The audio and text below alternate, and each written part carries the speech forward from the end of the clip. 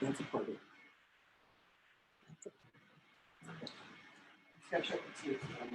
Honey, honey.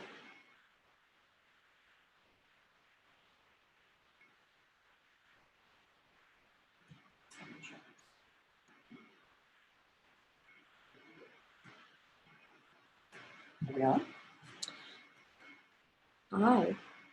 You were not on yet. Oh, the other one has this. Mm-hmm. You were moving on the other one. But what is this? Are we on YouTube and YouTube Live. Okay. Oh boy. Look, I look dorky, don't I? I look dorky too. We're recording this. Oh. Hey. Is it working? I don't know. We are This is live exciting. on YouTube. We're using Zoom, and this is Kate. And Oshara. And Hello we're there. at the Seth house Whee! in apartment 5. This is the famous apartment that Jane and Rob lived in. Jane Roberts channeled Seth right here in this room, and you are here now, live. And now we're going to invite in all our guests on Zoom. Here they come. There we go. And remember, we're all completely new at this. Uh-oh. Oh, hold on. I'll go. There. Now you can see that. Really? So this is where Jane sat. So we're gonna link one right here. Okay, cool. Anyway, excited. Welcome, everybody. Hi. Hi. Hello. Okay, let's see. Oh my gosh, it's working. Oh, we we're- got people. Oh my God, oh my God, people showed up. This is fantastic. We have people. Hi, Jane. Ned. Hey. Hey, Dad. Hey, Dev. Hi. It's Hey, Amber. You guys must be pretty good actresses. You really sounded surprised that anybody was here. All right, so our YouTube channel is just looking at us with like silly looks on our faces. Like we usually have. Yeah. So I have no idea. Is anybody watching from YouTube? Well, you can't say anything if you are. You're just watching from YouTube. The only place we're doing technical things, folks. Hi people. How are you? So I don't. Hi, Gabriel. I don't. Guy name. YouTube. I'm excited. It's working. Hi, Gabriel. Hi. How are you? Good. How are you doing? Fine. Good. Fine. Good. Really good. Good. Boy, it says we're live on YouTube, but I'm looking at YouTube and it doesn't look live. Is anybody looking at YouTube? Oh, I No. can do it right now, actually. No. I can't. No. Oh yeah, I was Okay. knowing to them. Okay. Right. Well, how are you guys? Go ahead and talk and tell us how you feel about everything. Well, I'm on Zoom for the first time. Me too.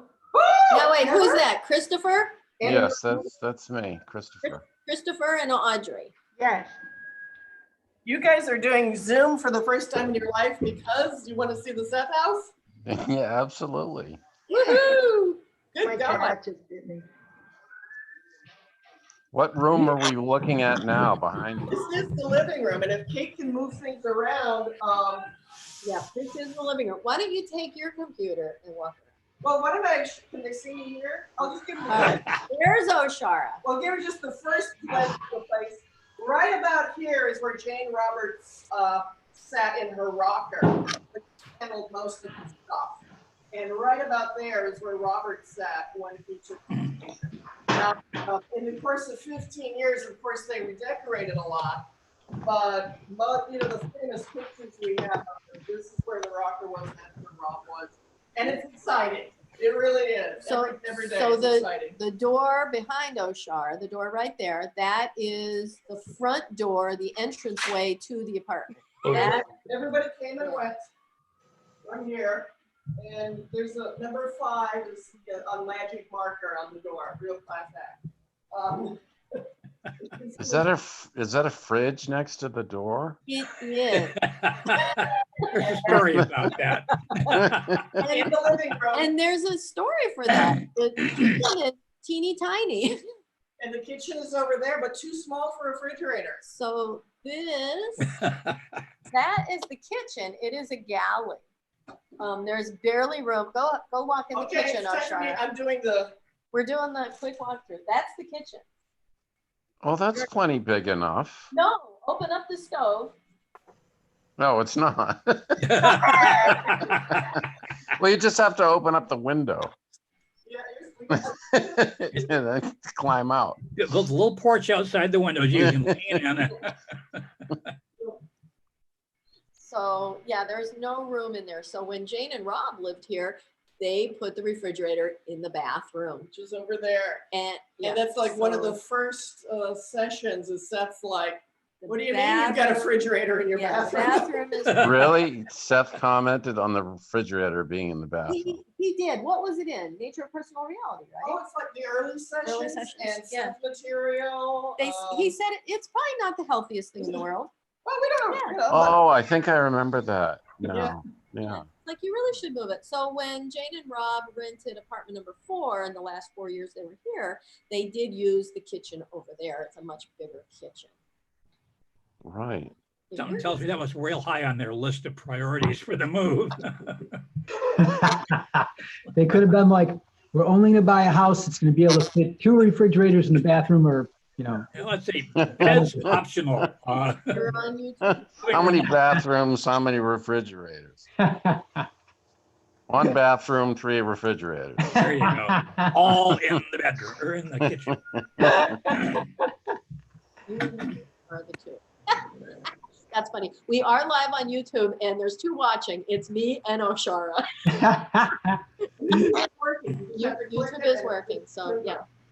Now, what I'm doing right now, again, for your viewing pleasure, is you know where this is, guys? You recognize the 2 bottles? Right. So how can we, so last week, Ned, you guys figured out how to force a computer to be the front foremost.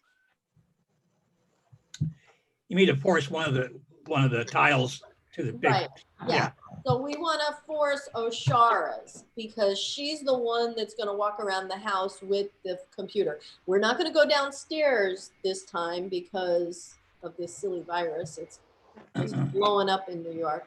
Well, I'm not sure how this is going to work for anybody else. I have 2 monitors. Is it better that way? When I right click on the screen that you guys are both on right now, Mhm. when I right click on that window, I have 3 items. One is chat, and the other one is pin video to first screen, and the other one is pin video to second screen. Well, right now the tiles are on the left-hand screen, the first screen. So if I go and click on the right side, it puts you over on the other screen, full screen. Okay. So the computer. I don't know how that works if you only have 1 monitor. All right. So the computer that I'm on right now is the one that is doing all the recording. So I want to force it to Oshara's name. Let's see. So if I Okay, well, you need to get, first of all, you need to get hers, Okay, there it is. all right, I find the did, tile, okay. Then right click on hers. we have a Mac. We don't have right clicks. Oh, sorry about that. I forgot you were in the deprived category. Oh No. no. I'm not sure you can do it. Maybe, I don't know. We're happy Mac girls. How about if you hold the button down? All right. What? All right. Let me go to her. There's some equivalent of right. We're okay. You know, as long as the main thing is we're all here, no matter what, we can just start yakking and showing you around. And ooh, there's no light on you. Well, the truth is, you guys don't really need to do that. Everybody else does. Oh, okay. Well, I think it's fine. You know, whenever somebody talks, they flash on the screen depending on how their settings are. Right.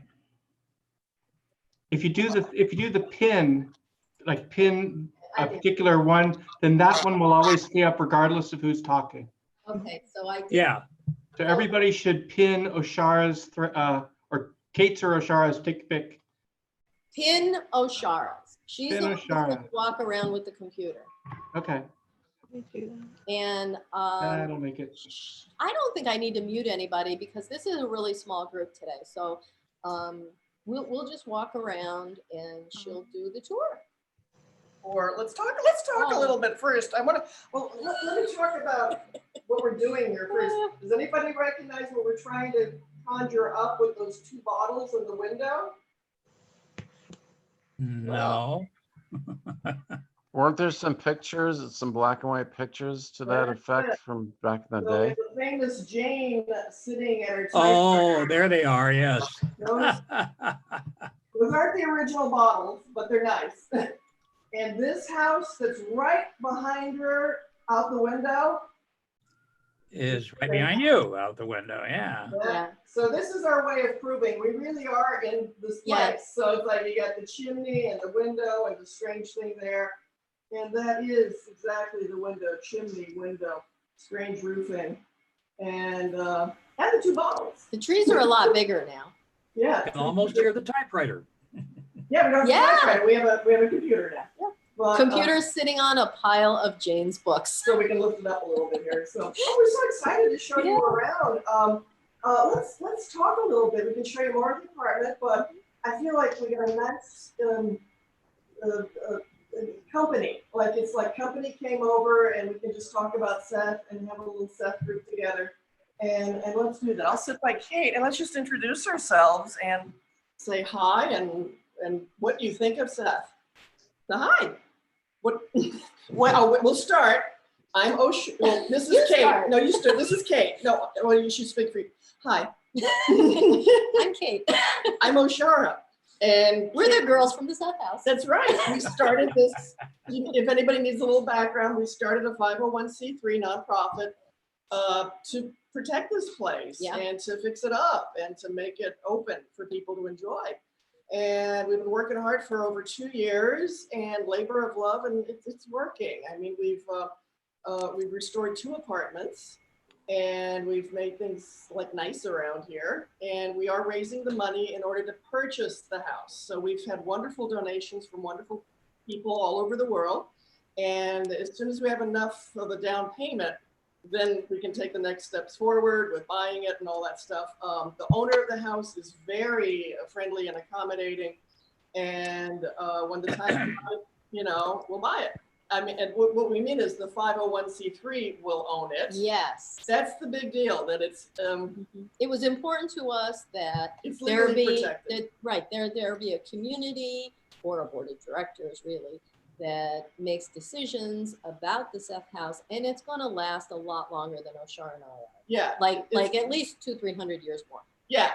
We're going to be here another 100. Yeah. Well, at least 60. I'm going to stick around until I'm at least 120. But should have it managed well and transparent and 501c3, nonprofit, tax deductible, all that kind of stuff.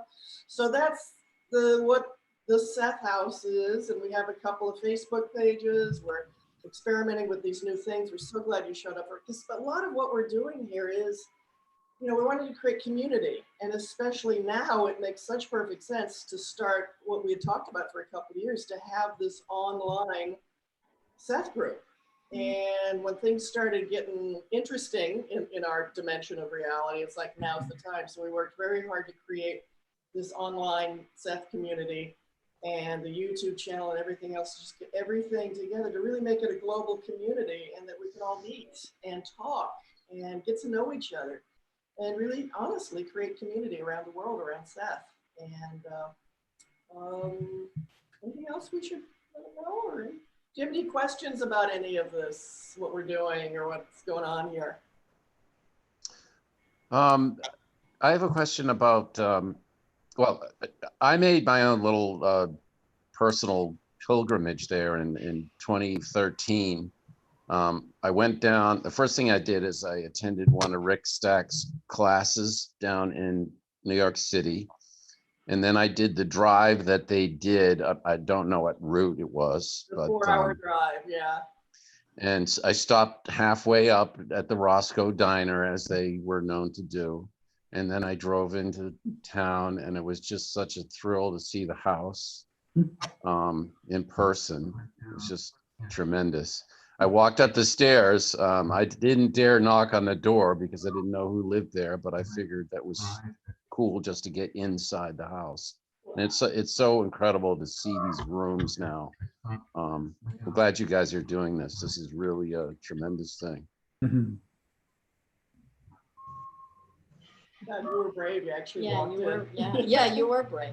Well, the door was open. I mean, it didn't require knocking. And it's a secret, but yes, the door is open to the You can walk in the front. You can't Yeah. walk into the apartments because That's right. That's but you right. can walk in the hallways all the way up to the 3rd floor. Right. So, but yeah, it's kind of like a fire zoning thing and a postal thing that the front doors. Oh, okay. Cool. Yeah. Mhm. So, but, I'd done some research too, and I located where the Hill House is also. yeah, Pinnacle. And I had a look at that as well, but of course I was even, I wasn't about to go walking around in the yard or anything. We did. Good for you. We have. Oh, nice, nice. And from what we understand, it doesn't look anything like it did when Jane and Rob lived there. As a matter of fact, people even said that's not the same house, but it is. It was. Well, I found a couple of landmarks there. Actually, there was like, if you look, I forget the guy who put a picture online about back in the day when they did, or it might have been like 1999, and maybe Rob still lived there. And there was the Hill House. Yeah, Hill House. And there was this in that picture, which I think was taken in 99 or something like that. You could see these cement steps on the edge of the property there, which probably led up to a walkway or something like that.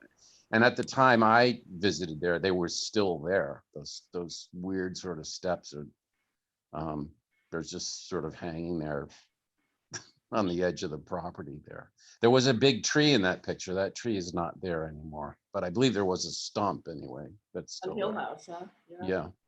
The people have said it doesn't look it was remodeled completely by subsequent owners. It was made into a 2-story house. So it Yes, was ranch. that's But right. that's still where it happened. That's Mhm. still Right. where Seth channeled a chunk of books. But most Right. of the major, early books, Seth, Seth Material, Seth Speaks, Nature, Personal Reality, Unknown Reality, were all, Seth spoke them here in this living room. Yes. Or living rooms too. Right. Well, I just being there was such a thrill because I have that feeling too. Just being in the place where these things happened has it's just an incredible feeling if you know the material. It's just, well, I'm preaching to the choir here. So Well, no, but I totally agree. This is where it happened, and it's a thrill Yeah. every time I walk in here, and I get it that it's a sacred space, and to meditate here and to read here. That's why we want to be able to invite people to enjoy this too. I'd seen online that maybe you had briefly done like an Airbnb thing. We did. One month. It's a lot of Do you, work. do you think you might bring that back or? Absolutely, we want We to, want but to. we want some people to help out with it too, because Yeah, of course, right. yeah, Well, yeah. we really want to be able to hire people to do the, Yeah. to run the Airbnb, to be the meet and greet person and show people around. And we want to run away. Yeah, well, because we've been working very hard on this for 2.5 years, almost two and a half And it's years. really just us. And it's Right. we've If you want to establish something like that, you don't want to feel like the minute you walk away, everything's going to fall down. Right.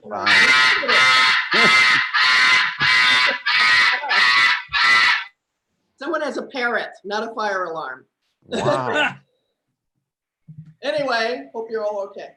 But yeah, at some point it's going to be like a team. So as we get more donations, or as we own the place, to have more people here to cover things like that. We just got, Kate has a business that we're working, and being able to, it was just overload to try to do an Airbnb too. Of course. And so that is something we really want to reactivate again. Probably after things get a little healthier. Not now. Not right now, but that is something so that people can come here from out of town and stay in one of the apartments. Well, I'll as soon as you have it up again, I'll be one of your first customers because now where are you from? Great thing. Martha's Vineyard, Massachusetts. Yeah. Okay. Yeah. So it's not that far away. Rhode Island here. Oh, nice. Yeah. What'd you say, Audrey? Rhode Island. Okay. Rhode Island. Hi. Hi. Maybe we can do some intros now that we got Christopher Allen, who's been speaking from Martha's Vineyard, Mhm. and Kate and I, you kind of know us now. So let's continue with the check-ins or just say hi. How about you next, Audrey? You're in Hi, Rhode Island. Rhode Island, from New York, though. Ah, New Yorker. Yeah, New Yorker. Hi. I'm So shy. anything to say? That's fine. So you love Seth? I love Seth. Open my world. Yeah. You came to the right place. Yeah. Anything else you want to say, or should I open it up for anybody here? We'll hear more from you as the conversation goes on. We're just Yeah. all assembling here, getting to know each other. Who next? Yeah. Who wants to say hi and where you're from and what you think of Seth? Hi, I'm Jane. Jane Cook. It's You've different. been here, Jane. I have been there. But you're now in PA. Right, so I'm in State College, Pennsylvania. College. But I moved down here about almost a year ago now from Elmira, New York. Oh. I found Seth, or Seth found me, or something. Actually, in 1981, a girlfriend in high school introduced me to Seth, and she manifested me through a Seth ritual that she did, and I became her boyfriend at the time, now girlfriend, or what would be. She introduced me to the Seth books when I was in high school in 1981. And how did you jump in, Jane? It's so funny. In 1981 is when I was introduced to the Seth books, and it was a male friend who in college, and he came running across with a copy of Nature of Personal Reality. Says, "You've got to read this. You've got to read this," and he gave it to me. Well, her family, her parents were both very much into Seth, and it was just like their family religion. Yeah. And when we started dating, she insisted that I read. She started me with Education of Oversoul 7, and then Seth Speaks. And that was in Los Angeles, California, where I grew up. And I had no idea that 45 years later, I would be living in Elmira, New York. And it actually didn't even hit me until I'd been there for a couple of years. It's like, oh my God, I'm in Elmira, and that's Water Street. That's the Wow. house. And it was a long journey, yeah, but a really cool, yeah. And there's my copy that my daughter and her wife are there. Oh, no Oh, kidding. that's your daughter, and oh my God, they're okay. Hi. Oh, you two have been to the house too. Yeah. Devin Cook, and So there there's- you are. So Devin and Amber are still in. Yeah, there's my copy, for my 45-year-old copy. But they're still they're in Corning, so they're just up the road. Mm-hmm. But that's me. I'm professor at Penn State. But I'm really curious, Jen. I've never met anybody that read Oversoul 7 first. yeah, I'm wondering what you made of that when you started reading, because it wasn't like anything you'd ever read before, right? No, well, I mean, I was into science fiction and at the time, and so I think that like the story of Proteus really that helped a lot.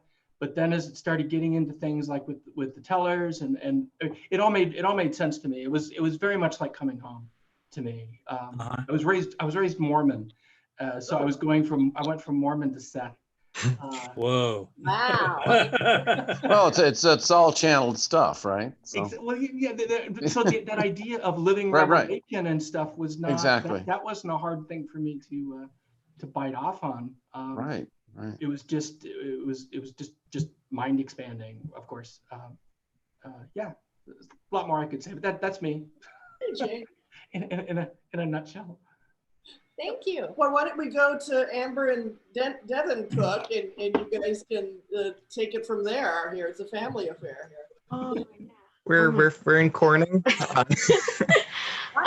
We visited Seth House Just a few twice months ago. before. Yeah, at least 2 times, and then most recently, just a few months ago, I think. You were here for the Christmas tour. Yeah. Mhm. Yes, yeah. And I guess like it sort of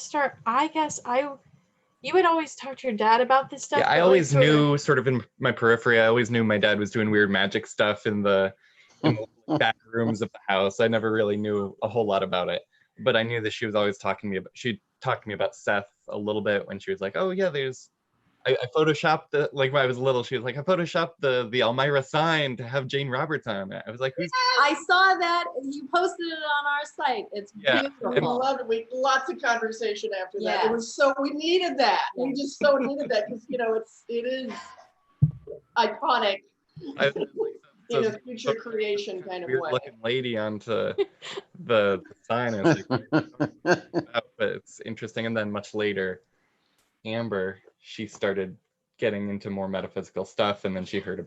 I You wanna talk heard about about it.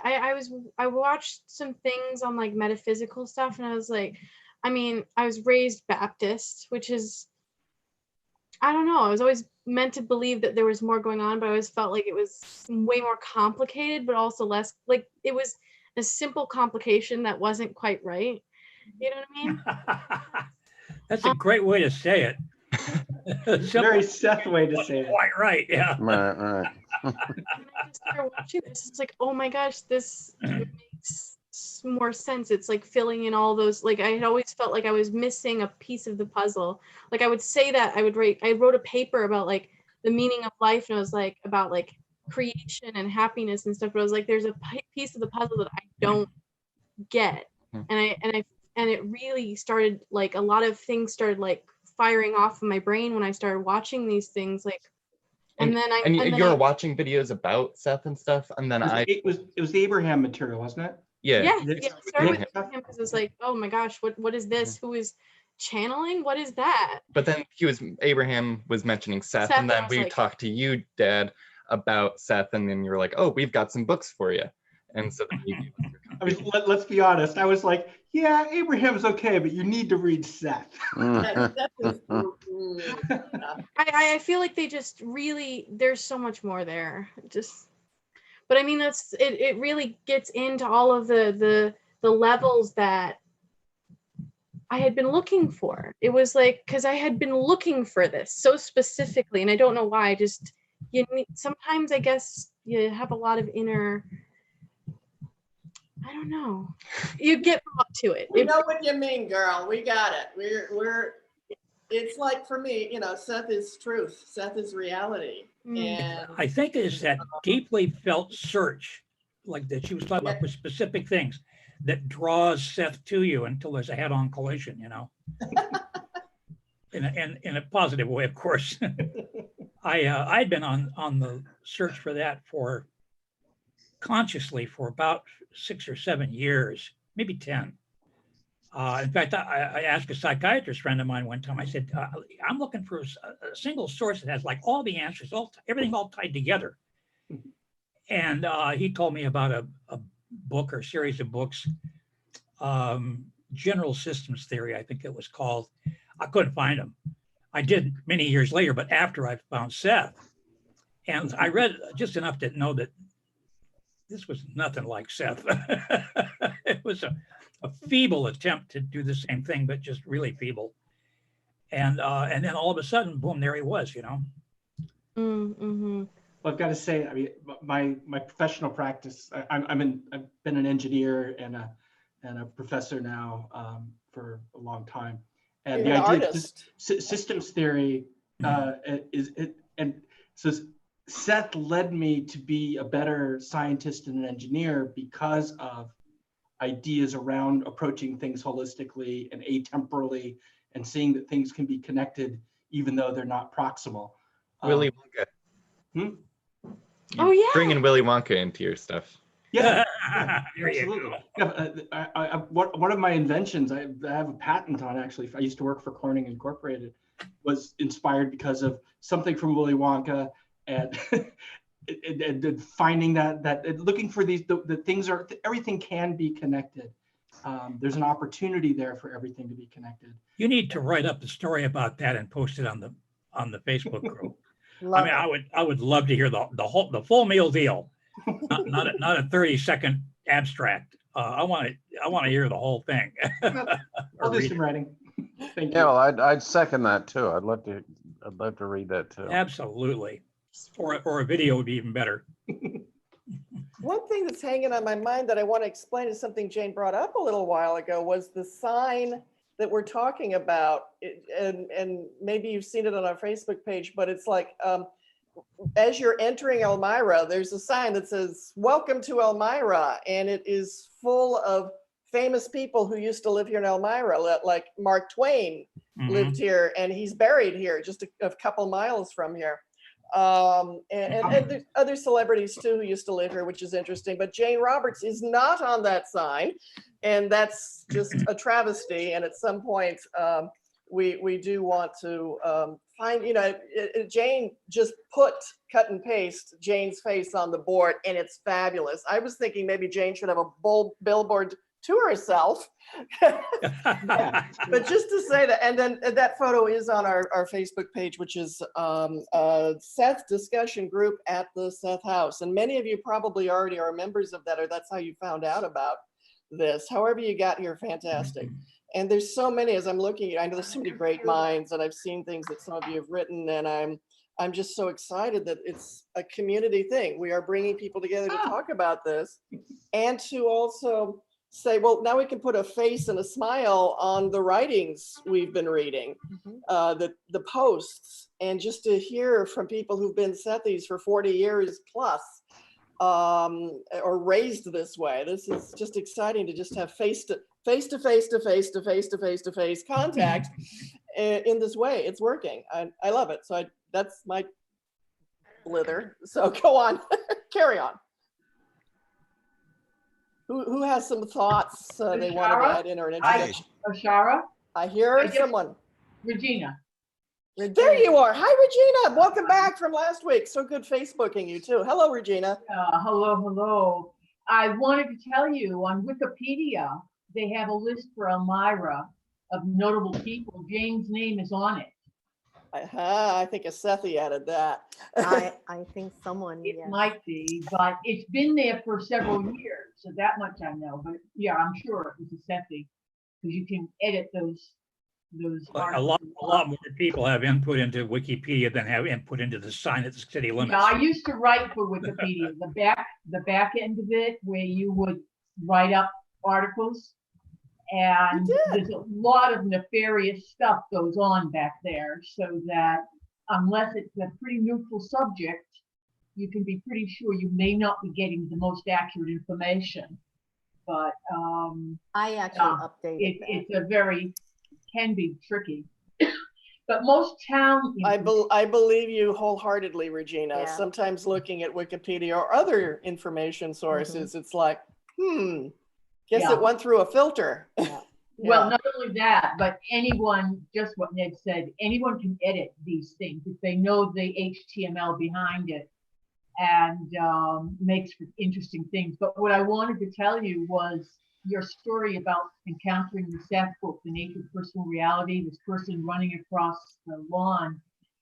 In 1982, the fall of 1982, I was taking my first judo, it was a judo class.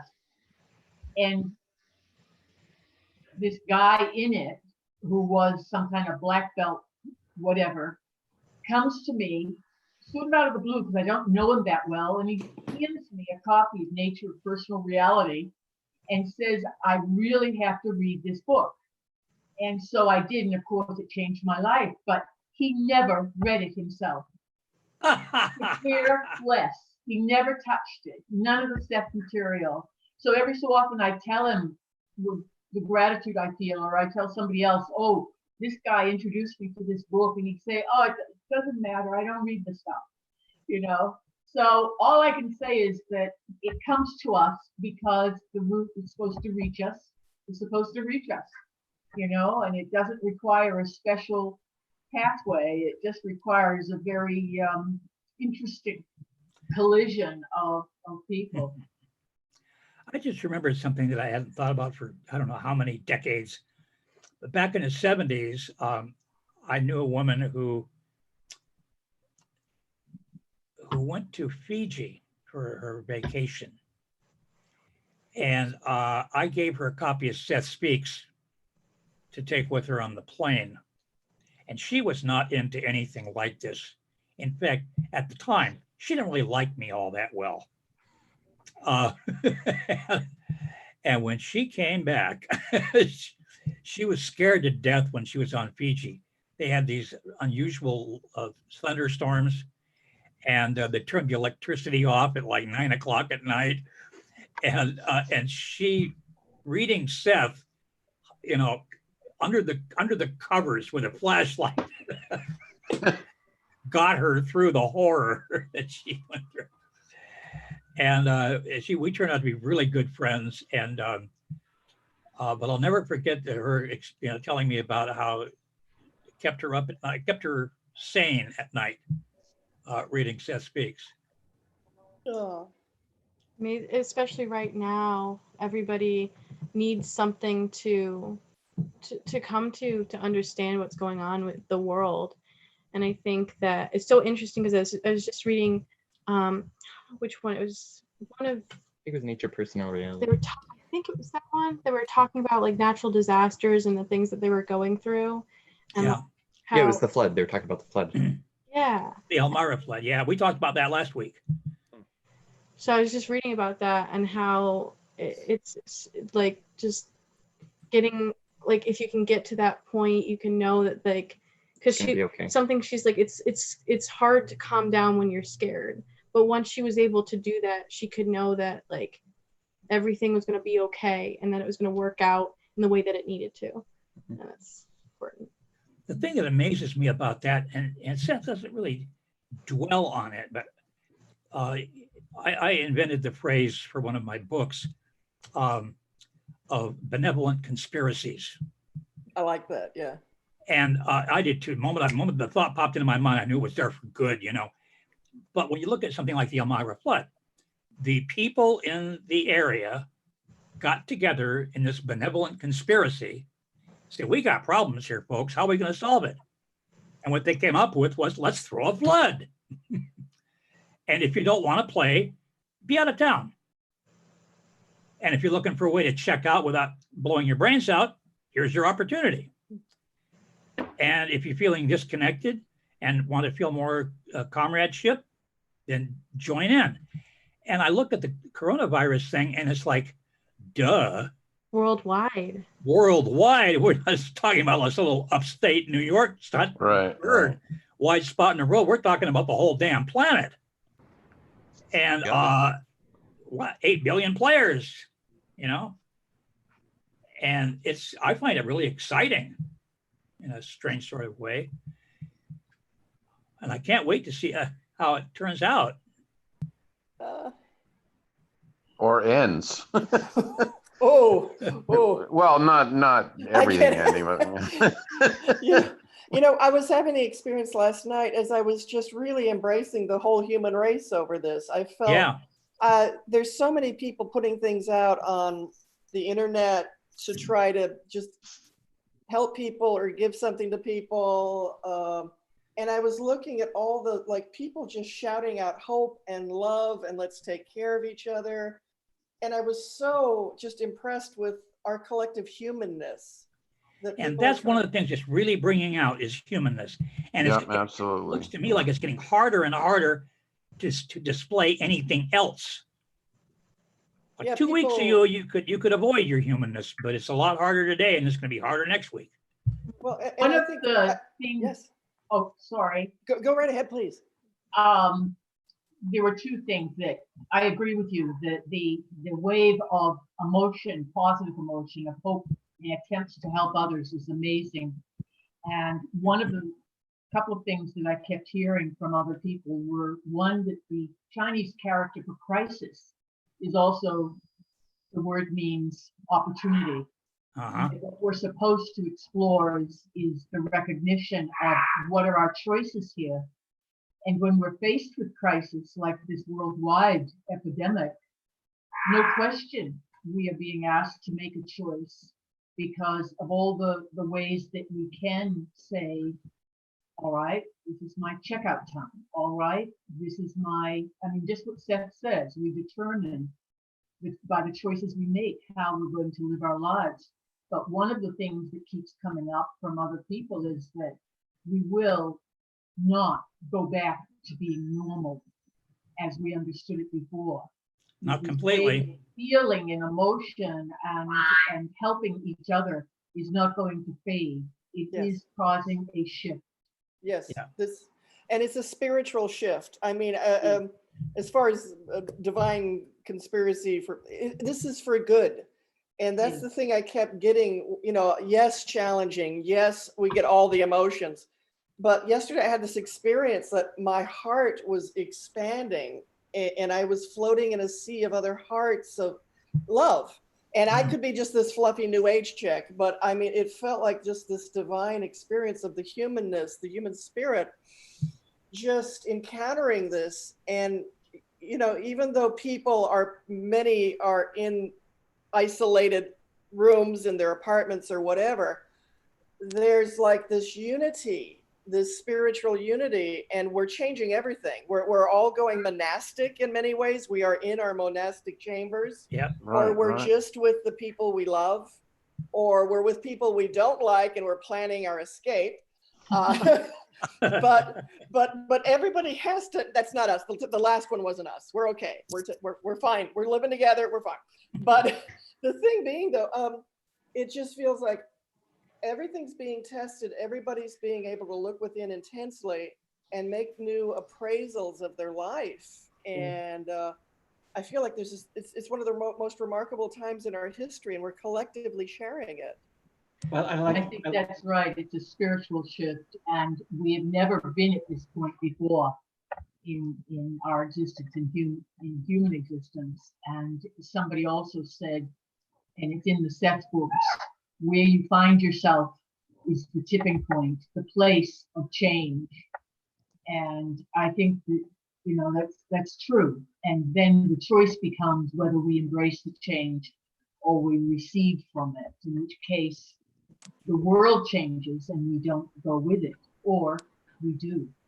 And I that think feeling you've had, this overwhelming, flowing feeling, that's a powerful, extended emotion that stretches out.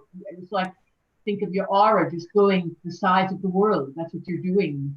You're allowing that spiritual feeling, that emotion to expand in the most beneficial way to everything around you. You're letting it through. One of the things that I've there's always- thought of too is that Jane, a I lot think of Jane, you people, were saying? there's always so much power in a paradox. It's like bringing two opposing polarities together and making a spark. And someone just a few minutes ago, I stumbled across one that I hadn't thought about with this shared monasticism. Yeah. that you could be, and it reminded me, for those of you who are of this ilk, there's a wonderful Monty Python sketch about a bunch of hermits on a hillside who are all just actually they're gadabouts. Charles knows what I'm saying. They're like they're hermits, but they're always like getting together and they're just chatting. They're like this, and that's exactly what's happening. That's what this is right now. We're a bunch of isolated, hermetic, to some extent, ascetic, but we're isolated, but we're together. And the isolation is pulling something out, but then the togetherness is then allowing those things to weave together. And Yes, it's never going to be. We're creating something that we never could have created any other way, because this is a really unique, horrible, terrifying, but unique opportunity to make something, to manifest something that there's no other path to it but a paradox. and that's why I call it And benevolent what you're saying conspiracies. too, Jane, sorry, just one quick word. I won't say anything else after that. Go But ahead. what you're also saying that strikes me is that our physical, being hermits, this sort of physical isolation actually means very little, except it is giving us time to reflect on all of these extraordinary things that we never were giving ourselves before. But our physical connection is a symbol. The reality is that we are connected anyway at the We spiritual, get to see that emotional, now. and That's every other great. level that we are. The physical is the least significant one. And I think that's what Ashara has described, this feeling of expansion that we had no way of experiencing before, certainly not as a worldwide community. and not everybody's embracing it. But I'm looking at the faces of a dozen people There. right now that I never would have met before. Right, too. But And also it will be nice to get together for a cup of coffee sometime soon. sometimes, but Right here in the we know we are here right now, not out of some chance, but this is planful. Yes, It's atemporally planful, right? right. We have an opportunity here now, whether we still have a choice now that we've created this. What are we going to do with it? But here we are. It's good to see you after an infinite amount of moments planning this. Hello. I think Hello, a lot of welcome to people have a now. lot of trouble identifying with their own empathic and emotional nature. They feel disconnected. And I think this is giving them an opportunity to reacquaint themselves with how it feels to be compassionate, to be empathetic. And it feels good. And I think it may provide a reminder to a lot of people of what they have turned their backs on, and they're sorry they did, and they don't want to do it anymore. Exactly. And I think almost everybody is unplugged from their routine, and the routine just kept them there busy you day go. after day. And now they're unplugged from routine and they're like, oh, wait a minute. Yeah, who am I really? I have all this time on my hands now. And we're in a life and death situation, quite literally. Yep. And we get to reflect on everything.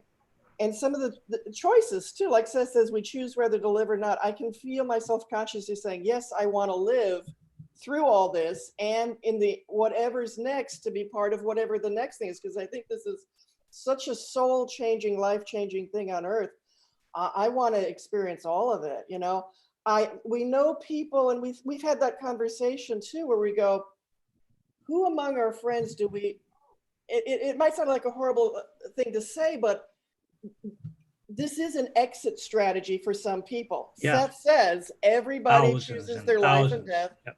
So there already have been thousands of people who this was their time of choice to go to the next dimension for them. Right, right. And some of them may have been waiting for a long time for this particular occasion. Yeah, to make a cruise ship a discount rate out of it all. There would be thousands of people on one shipping out to the next dimension together. But you know, we can feel ourselves consciously choosing. You know, we're staying. We want to experience what's next. We're excited about life. And we know there will be others who are making that choice, that it's their beautiful time to exit and to go with other people as well. So just interesting, all these things we get to contemplate now that we wouldn't have been contemplating, life and death, and unless something like this mass event had occurred where we're unplugged from everything, everyone, we're sitting quietly and we're contemplating the real nitty-gritty about life and everything. You know, the thing that I love about this is, as oddly as it sounds, is being able to sit around with people like you, talking about it the way we're talking about it, instead of, oh God, if I take ibuprofen, it'll kill me. Or I have 24 rolls of toilet paper and you only have 19. You know? So good luck with that.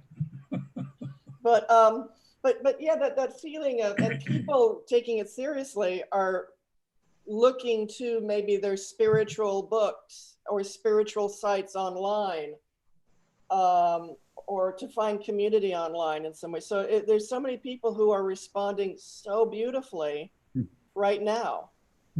And I'm loving that. And the prayers that we're all sending to each other. Yeah, I'm glad to be here. Oh yeah. I'm glad to be here for this. It's strange. It's like, it's a privilege. Whatever we receive, and however we go through this experience together, we're going to be remembering it for the rest of our lives. People will say, what were you doing during that time? Yeah. How did you manage? What was it for you? A lot of people say, well, at the beginning I was XYZ, but by the end of it, it's like a change came over me. So it's a different process for everyone. How could it not be? It just well, is. Yeah. Yeah. I think for some people, it's going to fit the same mold as meeting Seth. Can we continue with the introductions? I'd like to meet the rest of the Brady Bunch We're here. gonna take Yeah. the Brady Bunch. I think Kate was going to say something quick, but yes, the Brady Bunch is Go another- ahead. Yeah, We'll go ahead with the introduction. yeah. Jump on in, folks. Who are we? Who are you? Who's next? How about Charles? Hi, I'm Charlie. Charlie, you're the piano player and video guy. Oh, Oh my God, I'm so sorry. So, hi. I'm not catching every word you're saying, but Shara, how nice to see you. Yes, I am very into music, piano, guitar, singing, and la-di-da. So happy to be here. So happy that you're doing this. Don't want to forget to say to Jane that your Monty Python thing. Oh, what a profound, a funny and intelligent, funny thing for you to think of about that. I just the other day on a Seth forum that I'm on, there was a thread started on like, I don't know what it was, Comic Relief or like, funny things to like lighten up the mood or whatever. And I posted a post, and in my post, I put links to YouTube videos of maybe like 3 of my favorite Monty Python skits. There were a couple more I wanted to do, but they're not there. They are just not around. Anyways, another thing I just wanted to say, and this is only in an effort to entertain you, I have a feeling that I went to Elmira years ago and saw Mark Twain's monument or something. I don't know, but I kind of think I did. Anyways, but what came to mind when you were saying about him before is that rumors and reports of his death are no longer greatly exaggerated. although according to Seth, we don't die. So, we'll take that. And that kind of brings me to a thought that I want to say about me in terms of, like, you want to know something about me? I'm a guy that has been interested in knowing what happens when we die since I was 12. So, that was, gosh, that's got to be what, 20, 30 years ago now. I'm kidding. That would be like more like 50 years ago. I was trying to be, okay.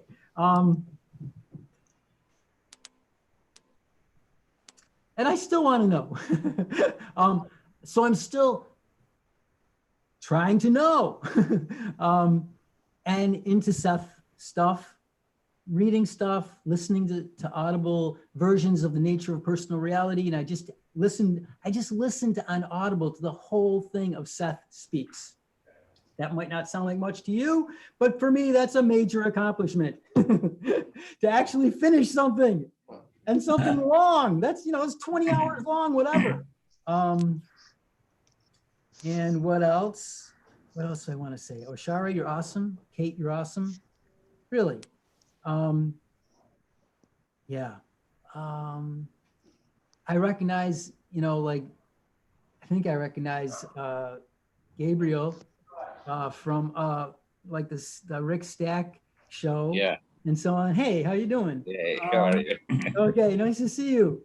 Yeah, great. Let me think. What else? I'm like bopping all around here. I'm like helping my brother and this and that and the other thing. And we just had like a super incredible rainstorm. I mean, we had like a flood deluge level for like 20 minutes, like massive wind. And now it's like totally brilliant sunny out. Like you really care, right? But that's like, the power of nature, right? And Seth loved the word nature. 3 out of his books have the word nature in him. Was he a naturist? Haha, okay, sorry, just trying to make you laugh. Right, a naturist, news colony, all that. Ha ha ha. Robert never painted naked. I don't think he had any clothes. What town are any you clothes in? at all.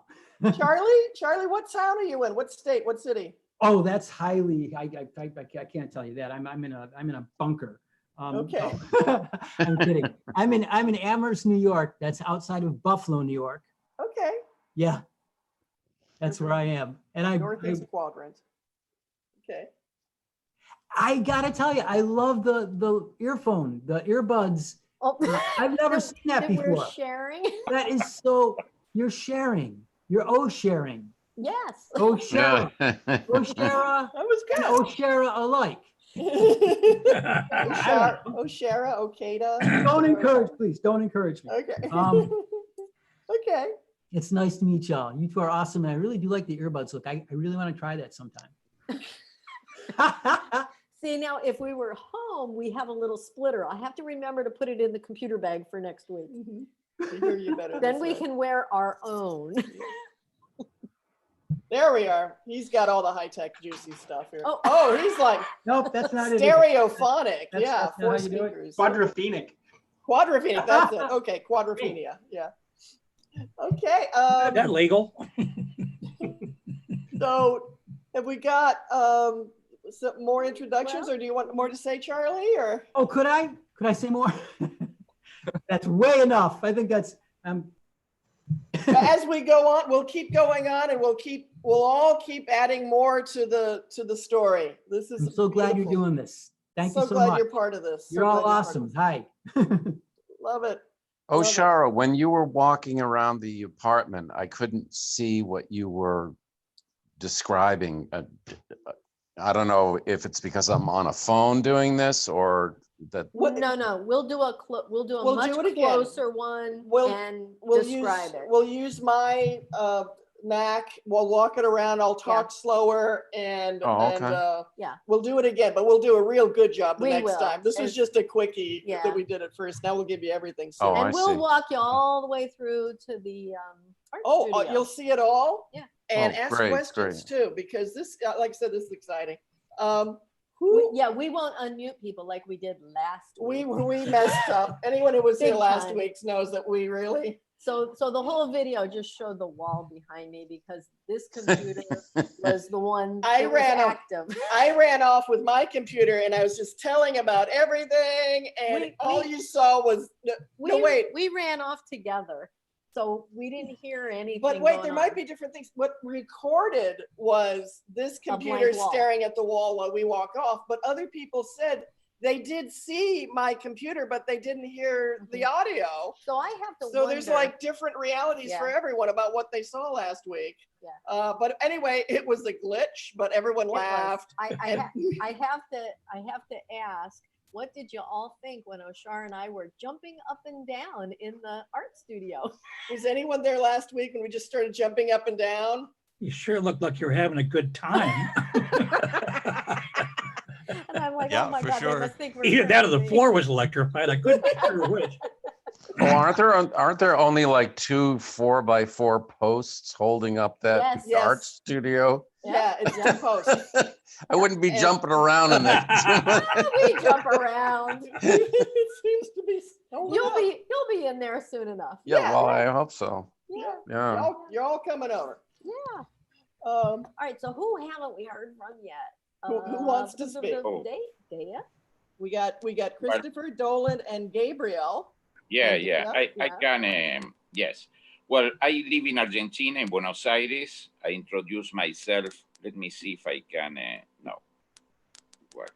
How I can, yeah. Well, about the beautiful conversation that we were having, I remember, and Charles spoke about Rick Stack, I guess in a conference, he were explaining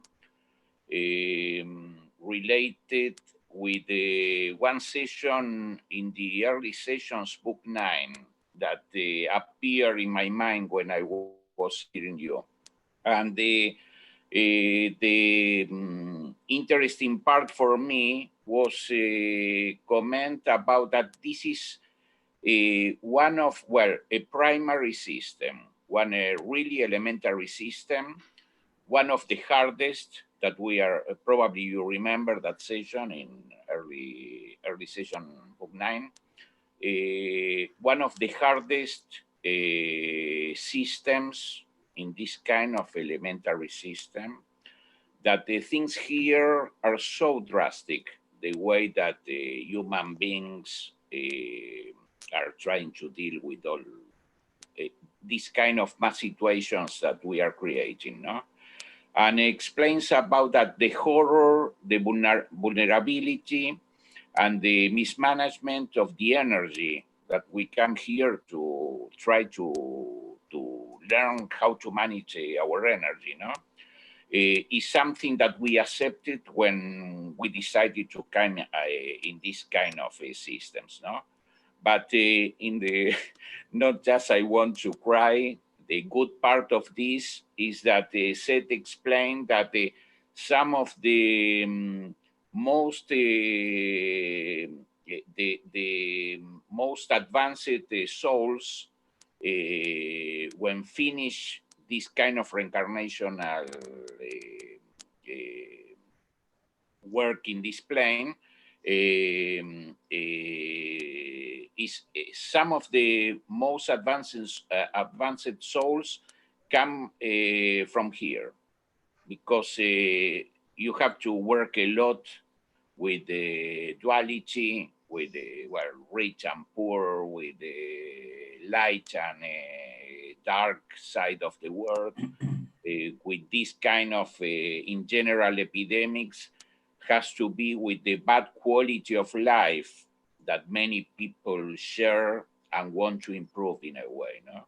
And also, I think that about how we deal with nature, that we exploit and we are not seeing that we are in a way really a gestalt with the earth and with every human being. No? And it's very interesting that this kind of disease is affecting so rich people, no? Like kings, like Charles of England, like Boris Johnson, you know, Right, right. and well, Tom Hanks in a way is like well, we need to know that if somebody is hungry or if somebody needs something, is part of our human kindness to help people, no? In certain terms, in a way. Because if not, you can receive from them also. I am living in a country where there is a strict quarantine in this moment, but it's impossible to do that because people is a so poor country with 40 to 50% of people that is so poor, and they live day by day, and they need to go out to work because they will eat if they find some money, and this is against the quarantine, you know. And in US, things are easier because it's a rich country. But in countries like that, third world countries, the situation is so hard, so hard. And I agree with Seth that this is one of the hardest systems in the existence, no? In a way.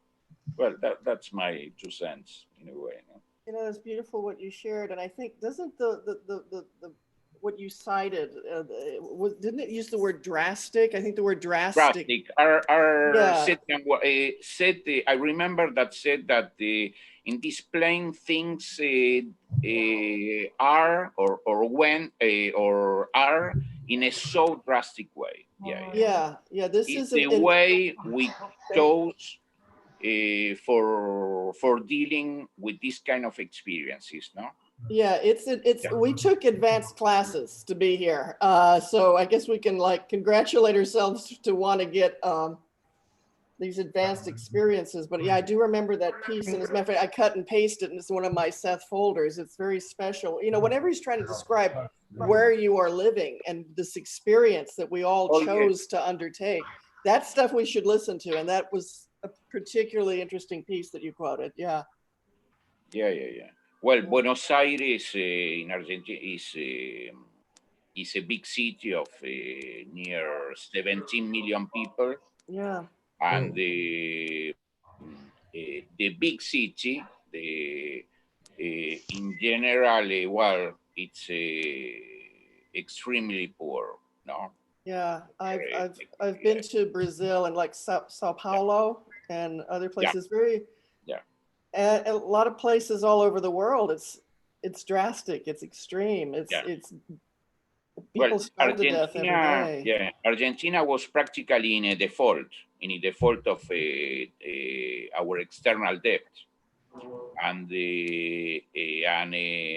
the government were trying to begin to negotiate that debt.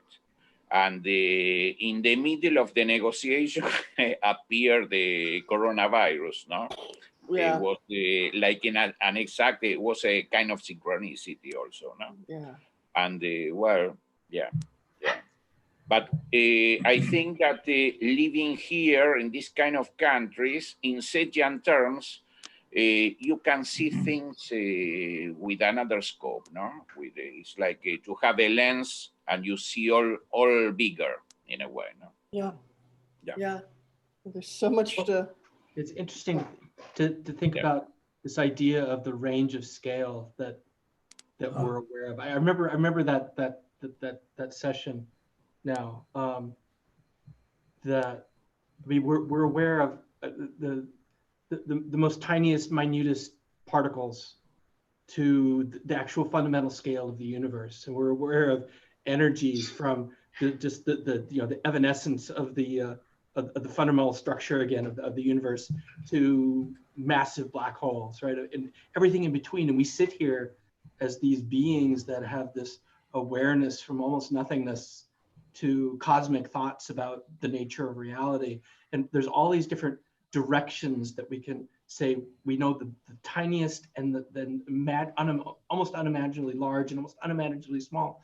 But we're in this physical form with this brain and with this societal structure around us that actually lets us contemplate those things and get very confused about them and get very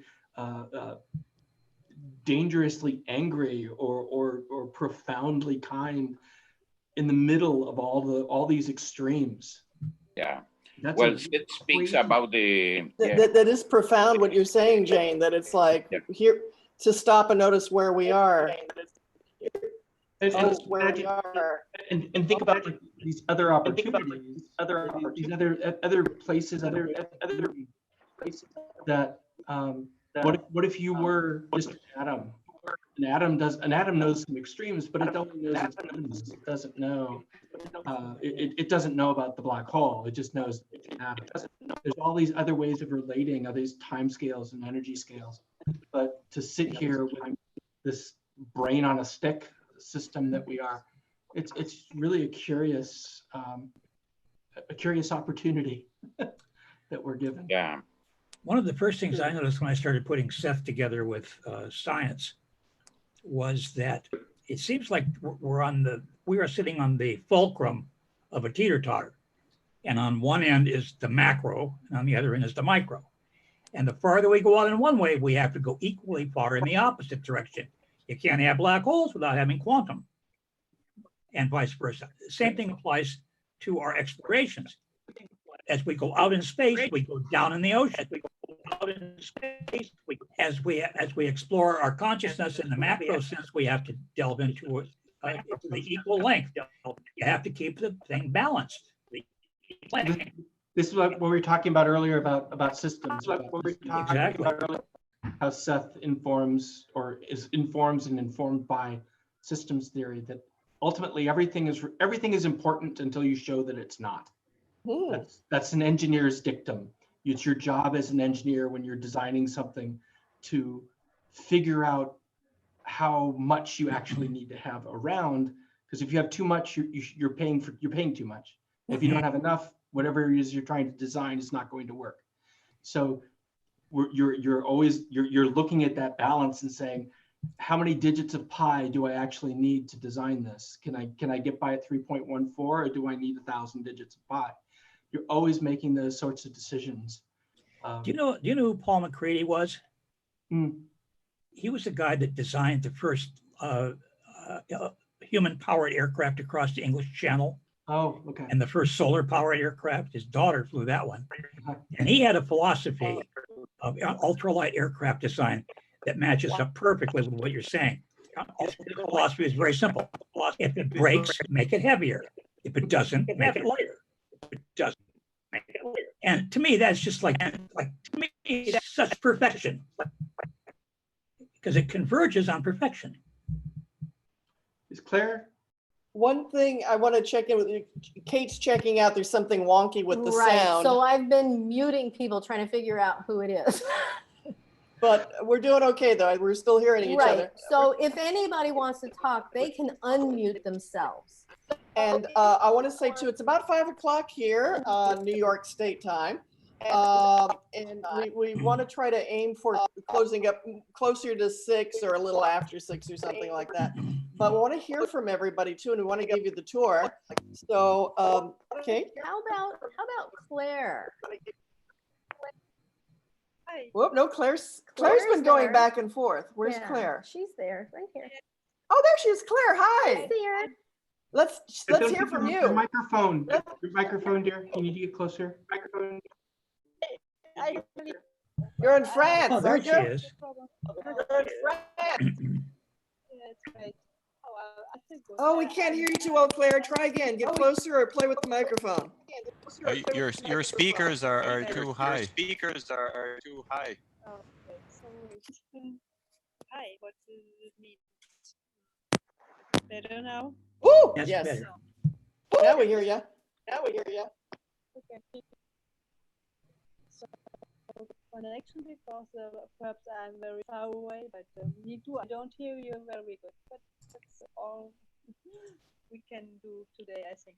So I'm fine to meet you again. Nice to see you again, Claire. Yes. How does it is working in your place for the big problem Corona thing? It's still the same version. Gosh, the sound is so, and there's a delay. The sound is really poor on your end. I think we're hearing ourselves over her computer. We're hearing ourselves over your computer. Can you turn down your sound? It looks like she's got earbuds in. I cannot. Oh, well. So I just hearing what you're saying. I will try to make it better for next time. Okay? Oh, now we heard you fine. So state your case and we'll listen to it. State your case and we'll listen. Okay. So I have to be to stay more close to the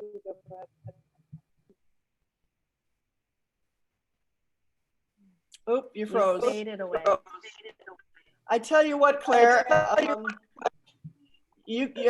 going gosh. on with your Okay, well, we're sorry that we're having a problem with you contributing, but we'll try to work it out. You can still hear us, right? You want to still stay with us, right? I think it's my problem, material, but I will try to be better for next time. So now I can hear you, so I just follow you. Okay, so we can see you. We're so glad you're with us. And we'll just continue along here and we'll work out all our bugs. Thank you for being here, Claire. We love you here. Thank you for being here. We love you. Try audio. I don't hear what. Okay, why don't we see somebody else who might want to talk? We have Daya and Dolan. Oh, who's speaking now? Try audio only. That's Dolan? Yes, try audio only. No video. It might be better. For Claire? Yes.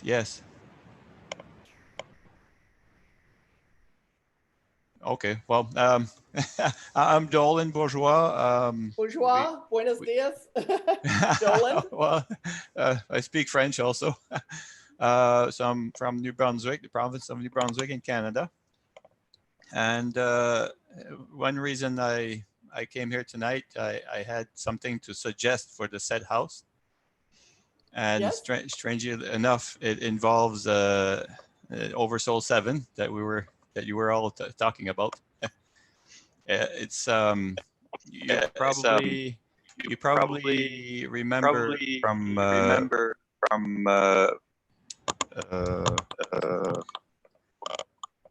psychic politics. Yes. There's the codicils. Uh-huh. Well, this is my one suggestion. Add to the set house. It's to add a plaque with all the codicils so people can see. Because I'm referring to Oversoul 7 in the third book. I read that 30 years ago, so I'm just going by memory.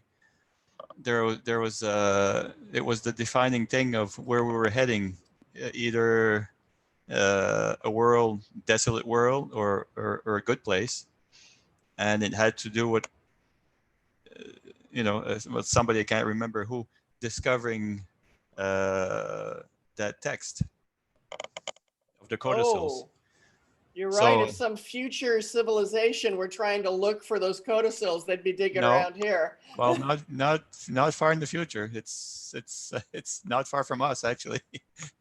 So so when you talked about Oversoul 7, it made a it's no coincidence. We're all in this together. So anyway, so that's my suggestion. I think it's a very important thing. It may not look it right now, but that thing will change the way we see the world.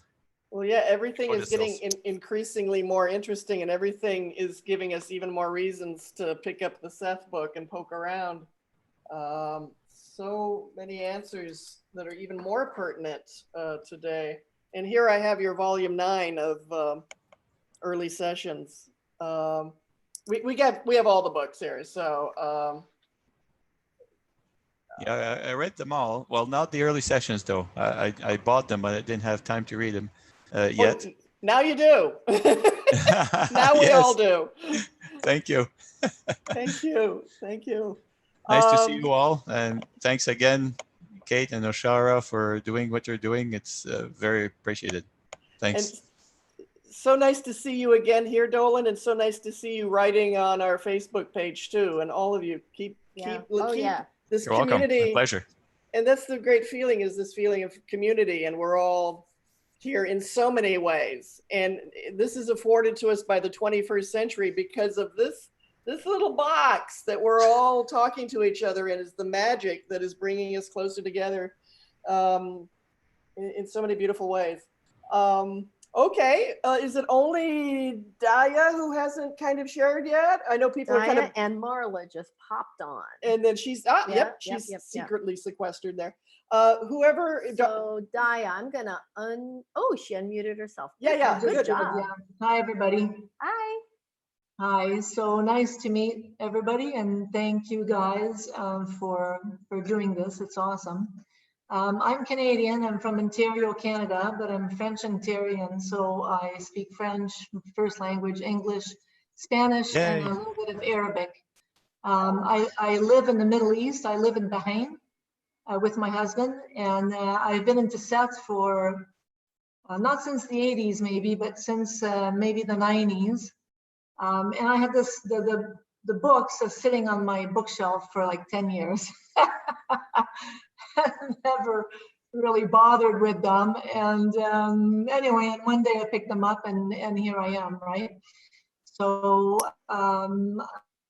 for me, life, we've been in the Middle East, by the way, for about 8 years, and everything's fine. Bahrain is right beside Saudi Arabia, just in case somebody's wondering. It's not a common place to be or or in the headlines. But life hasn't really changed for me with this virus thing. We're on lockdown, however, but because I work from home and I work online a lot of times, well, most of the time actually, things are pretty much the same. So it's interesting. My husband is working from home because we're on strict lockdown, but life is good, and life is, and we get along, and we're on the same page with on the Seth material and things. So we have deep discussions a lot of times, and we go everywhere in our discussions, and we have a great time. I haven't read Oversoul 7. I think I'm gathering that there's more than one book, but I haven't read them. or in the early sessions, I've only seen snippets from it. But my main books are Seth Speaks, which I started with, and then I'm actually re-listening or re-reading, but through Audible, The Nature of Personal Reality, which I greatly enjoy. And that's it. Well, I don't know what if anybody has any questions. I'm a life coach. That's what I do. So I coach with the Seth philosophy, but without talking about Seth, because I approach life coaching in a down-to-earth manner, and if I start speaking about channeled entities, people look at me, most people look at me like I have 3 eyes and a couple of antennas, right? So I kind of keep that in the lay low, unless somebody starts asking me questions, and then I sort of go with the flow on that, and then eventually maybe talk about Seth if time is right.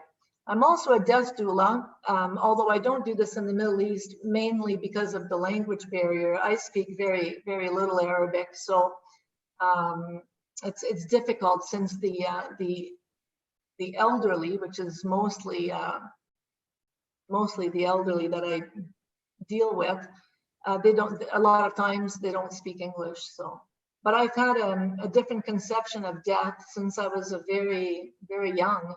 I just never really understood, and I don't mean to make a light of it at all at any time, but I never understood what the big deal was.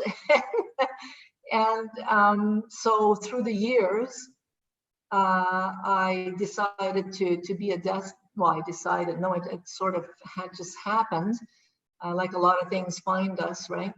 But I help people ease their fear of death is what I do when I do that. So anyway, I won't take up any much of or more of anybody's time. Again, it's great to meet you all, and I'll keep looking at your Facebook page and from Bahrain. Bahrain.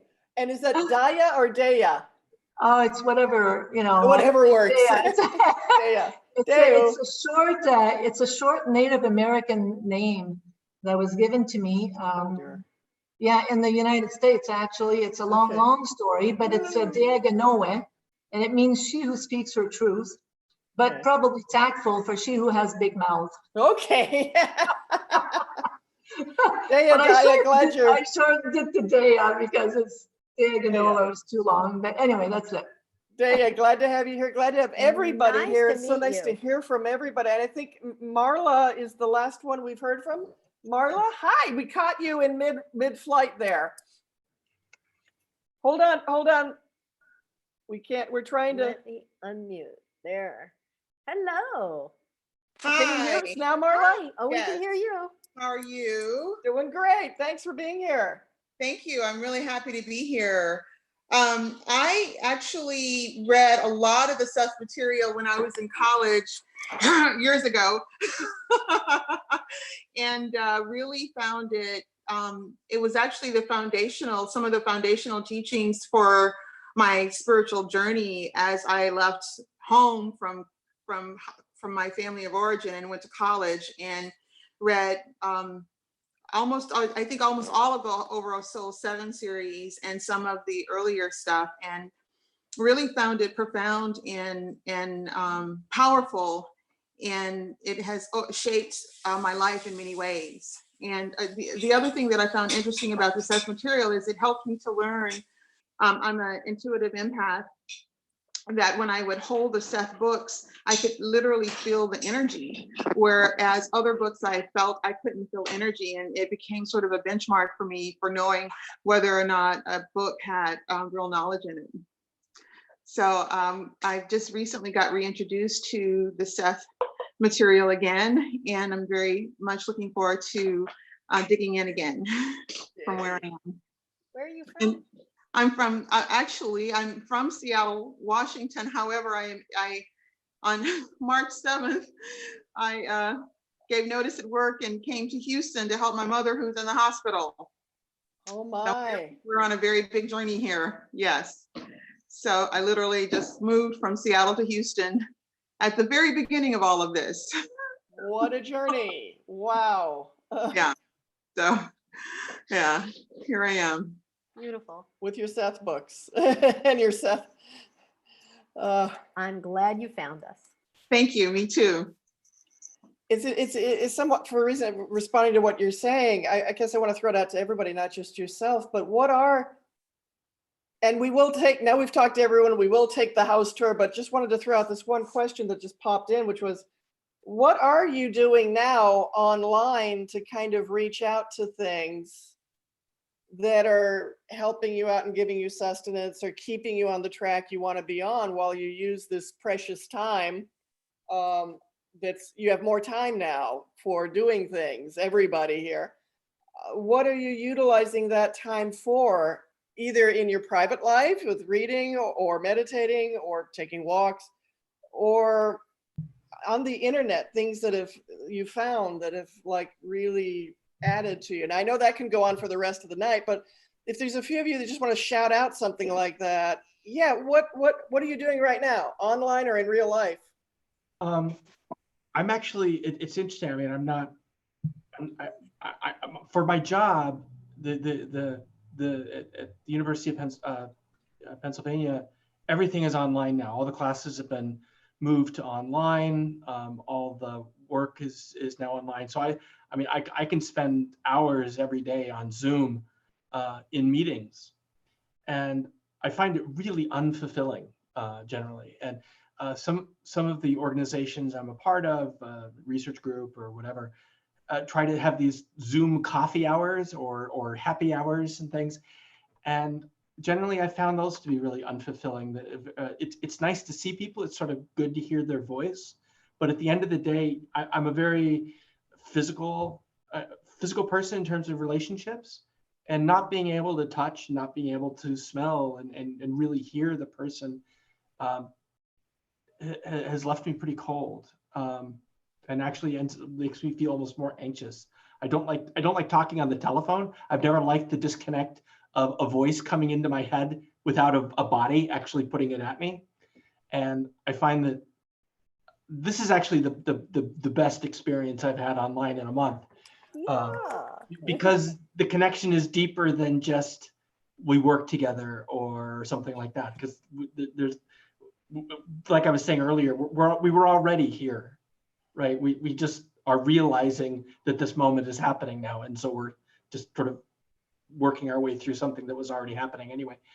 But these other things are very unsatisfying. So mostly, I'm alone. I live alone. I'm empty nesting. My kids are gone, and I'm actually spending a lot of my time in my apartment making art and exploring new ways of making painting and sculpting, and just filling up my apartment. If my landlord came in right now, which he will not, he'd be very surprised.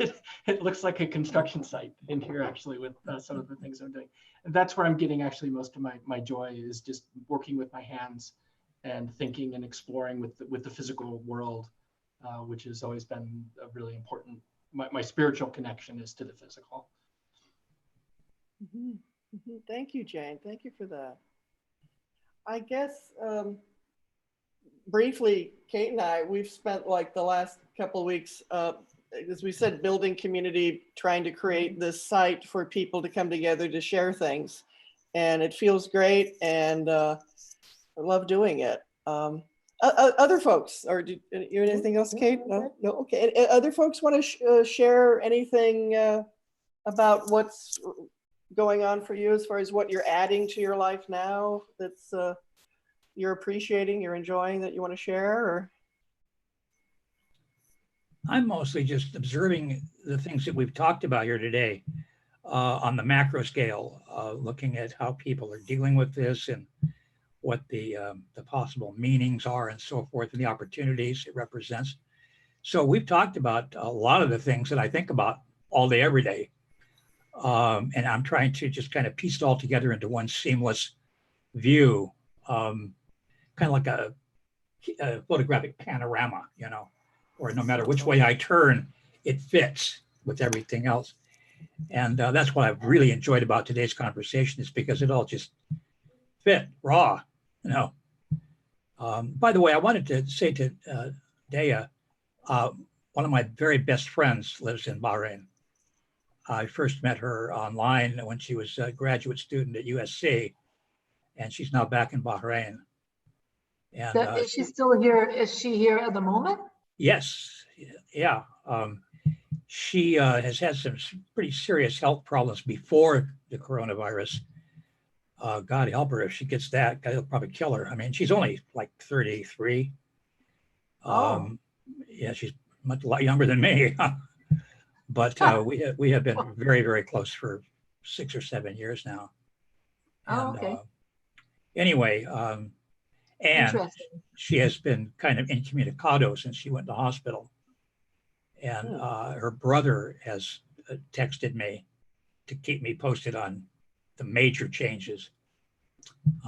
But she's been supposed to be getting her phone so she can, have some, but I think the Wi-Fi is unreliable. And anyway, so I still haven't heard from her directly for quite some time, but at least I know that she's still alive and kicking.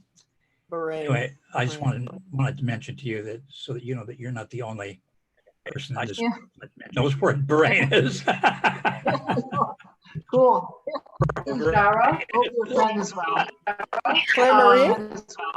Shara, Someone speaking? Is it Claire Marie? Regina. Regina, okay, there. Yeah, sorry. I just wanted to say in light of what people have been saying, two things. One was that I don't think it's a coincidence that you and Kate have developed this venue in the timing that you did, when it just came to actually collecting us together at the outset of this whole phenomenon that's going on worldwide. I mean, I don't think there's an accident there. What that means and what it's going to become and what it represents for those of us participating, I don't know. But I don't think there's any coincidence. Well, there are no coincidences, but I think it's very important that you should have developed this at this particular time, because bringing the Seth works, the Seth material into the foreground this way seems to me very vital. And I was thinking when Daya was speaking, and she said her old routine was not dissimilar to her new one. Because of her work, she was pretty much on her own anyway. And that's true of me. I'm a writer, so most of my schedule has a kind of monastic aspect to it. But I was thinking when you asked, what is the difference now? And it's more a matter of, well, I can't choose if I wish to leave this monastic preference to do my writing. I have to stay here. And that created a strange kind of recognition about what many people experience when they don't have choices, physical choices that they can make in their lives of any sort. That it's brought me a feeling of connection to the way other people live that I didn't have before. I had intellectually, I didn't have emotionally. And now I can see, I mean, there are just so many people who day to day before this all happened had restrictions in their lives, had inhibitions financially and all sorts of things controlling how they lived. And now all of us must live the same way, as it were, in this kind of constriction and restriction, where we don't have a choice to leave where we are. And it brings a revelation to me that I can't take anything for granted, and that this community of people are pretty awesome. That's how I feel every day. It's sort of like not just this Seth group, but I feel a tremendous presence of the Seth group online now on Facebook because of you folks, but also this feeling that the connection worldwide, just Daya speaking, or Claire, or Dolan, or Gabriel, all different places, and this kind of thing is happening everywhere. I attended a service that was held in Los Angeles earlier today, but it had people from all over the world calling in. And it was just like, when did this happen before? Because it used to be physical services that they would have, and the online stuff was almost non-existent.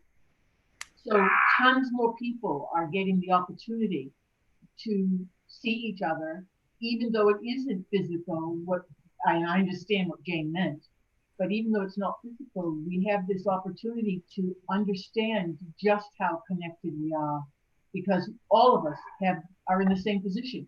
It's not like we have the choice that I used to take for granted. And so we have to view how each other lives and how each other thinks and feels in a much more open way. That's the feeling that's come to me.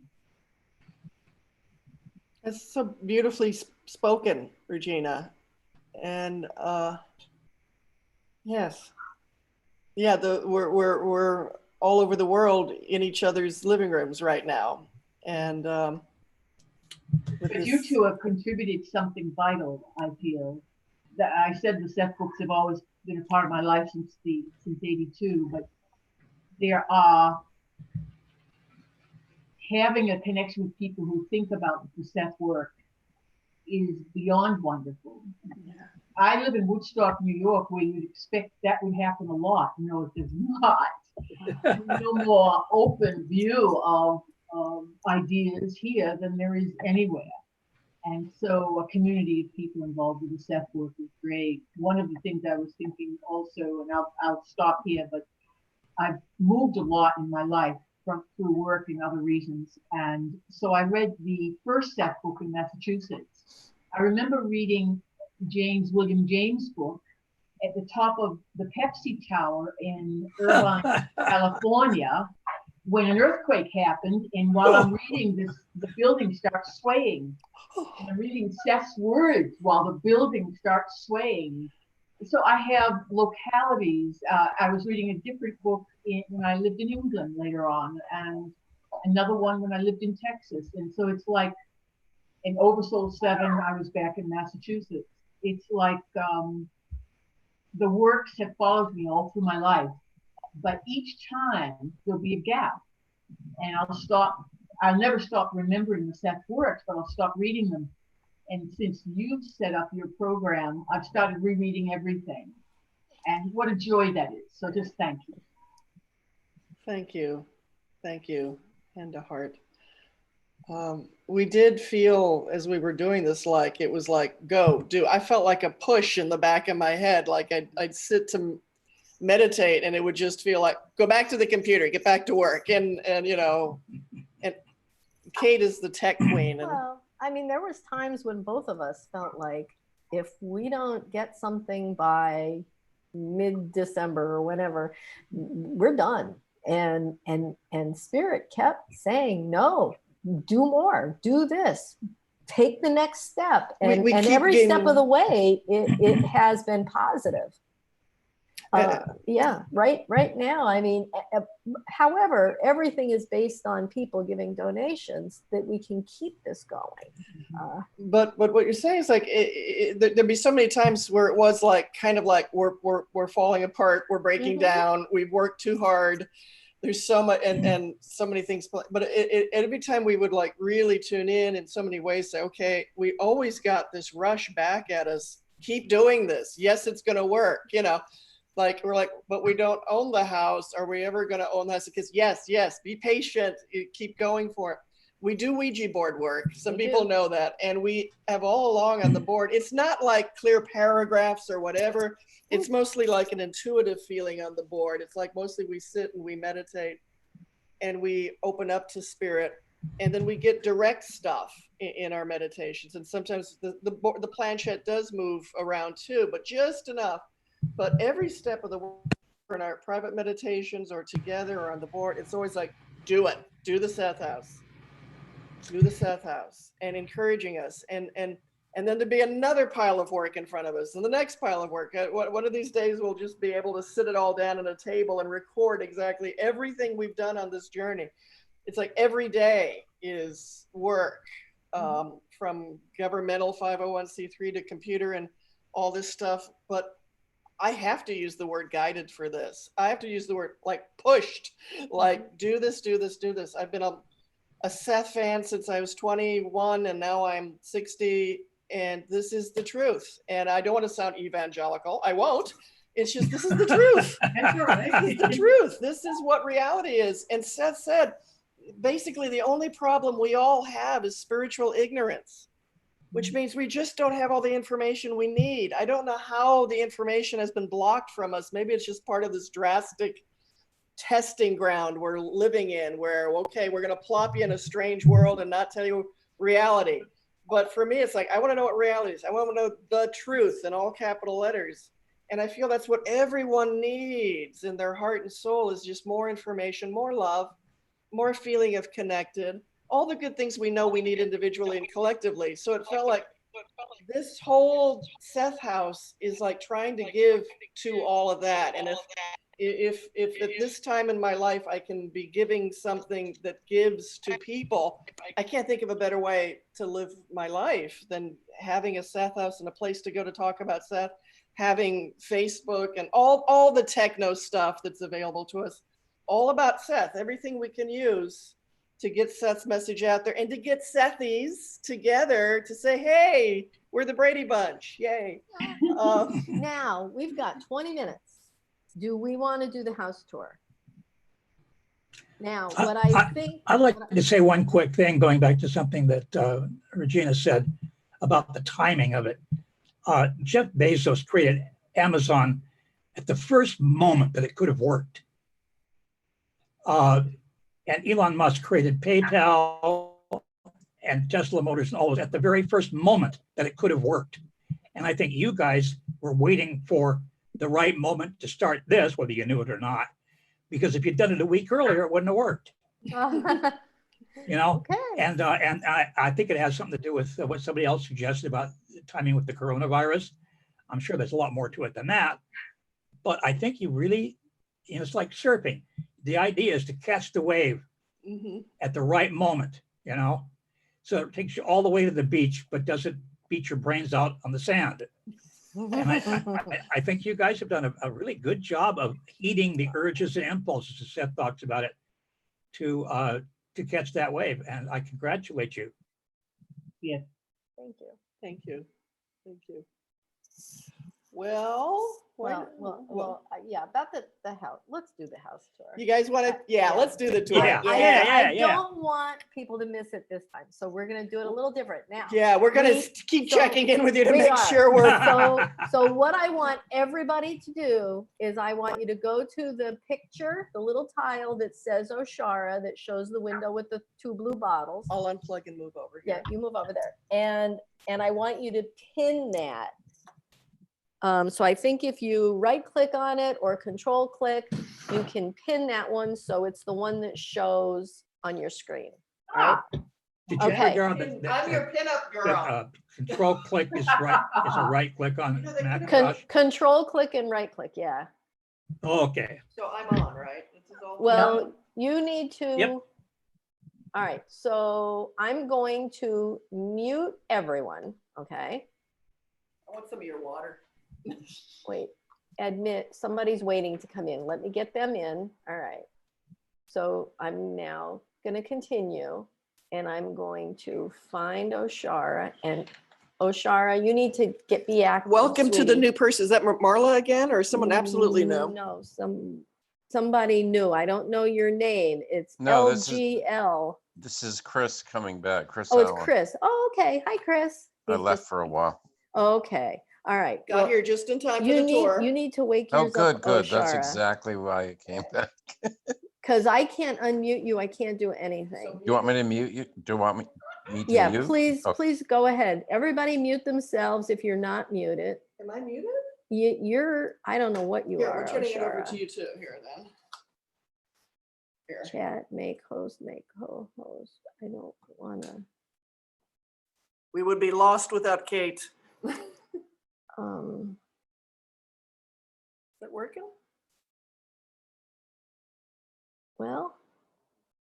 Can you hold guys it, guys, can so you can see see it, it? yeah. We can't hear you, but is everything okay? Thumbs up if you can see and hear it. Yes, good. Oh, I'm seeing All right. thumbs. Can you hear Oshara? Because I can't, she doesn't have any sound that I can see. Why don't I try to run around a little? Mm-mm. Can you see me? Can you hear me? No, can't No? hear you. Piddles. Why can't I hear her? I put her in the waiting room. Please wait. I put her in the waiting room. I could leave her there, you know. No. Now, coming back. Okay. Honey, there's something wrong with your. He's only mic'd by your mic, Oshara. We can take your machine then. You're the live mic. The mic must not be active on her laptop. They can't Yeah, see I'm anything? seeing that. No, your mic isn't live. See, the problem with my computer is first of all, it's recording it. So I have this box hanging off of it. And the other thing is it's so old, the battery doesn't hold still. Hold on. How's that? We gotcha. I found a button. I found a button to join audio. I'm a genius. Okay. You did it. All right. So I can walk around with this? All right. So I'm. Okay. You're here in the Seth house, and first, the refrigerator in the living room. Everybody wants to know about that. You're really loud. I know I'm really loud. Everyone knows that about me. Is it? All right, so everybody pin the video so you can see. Ah, All right. Oh, hi. there she is. So how do we do that? So we can't So hear now- them. I would like to hear them. Can we hear them? Well, Because if somebody has a question. Can we unmute? Ah, she's doing it. Unmute everybody else. You can hear me now. That's the, yeah. And you can see and hear and you can pin it. And I want to hear everybody. If you have questions, please, we want to hear from you. Oh, Shara, we can't see or hear you. We want to hear from you if that happens. So is where Kate is sitting, are those the bay windows that Jane Yeah. sat at? Yes, let's see here. Now, as you first walk in, they're beautiful. These are swing bay windows. We have the middle one closed. It's it's the sun's coming in hard, but that is it. That is where Jane sat. What did I have this to Kate so I can show again some more pictures here? All right, we need to put the headset. Okay, and I can't run it again Because there's too much feedback. Okay. Well, let's try to walk you around. Kate, you need to mute.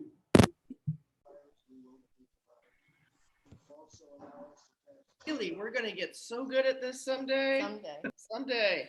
We're already better than we were last Now week. because you took them out of my computer now. Oh, I want to donate you a GoPro camera that you can strap onto your forehead. Oh, that would be awesome. yeah. Okay, so now you're hearing just me. Now Yes. your machine over there. So you're gonna turn the sound off there.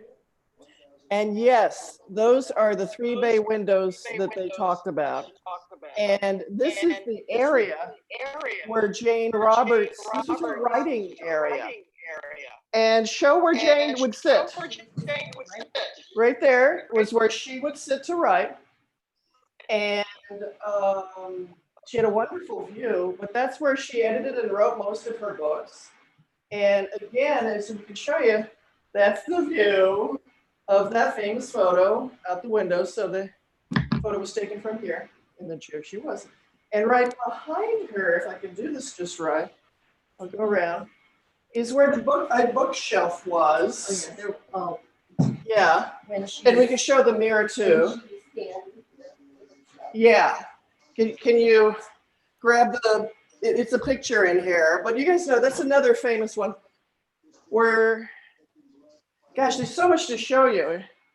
And here's the photo. Shuckies. That's the photo of her here. Standing right where Kate is sitting or standing right now. But here would be, this bookshelf would be right here, and she would be standing right there. In these immortal photos, this is really what happened. This is really where they lived for 15 years, from 1960 to 1975, and wrote most of these books. Seth spoke here, Jane wrote here. Let me show you, let's get to the alien photo. Yeah, because we're sitting this close to it. Where did it go, the alien photo? You just went through it. Here it is. Now what this is, and Kate, let me hand this to you and try to explain. There we are. And you can see the photo. So that's somebody, a friend of theirs named Bill McDonald, drew these pictures here of an apparition that he saw when he was one of the first people outside of Jane and Rob to meet Seth. He was a friend of theirs they invited over. Now go back on the other side here. Let's see if this works.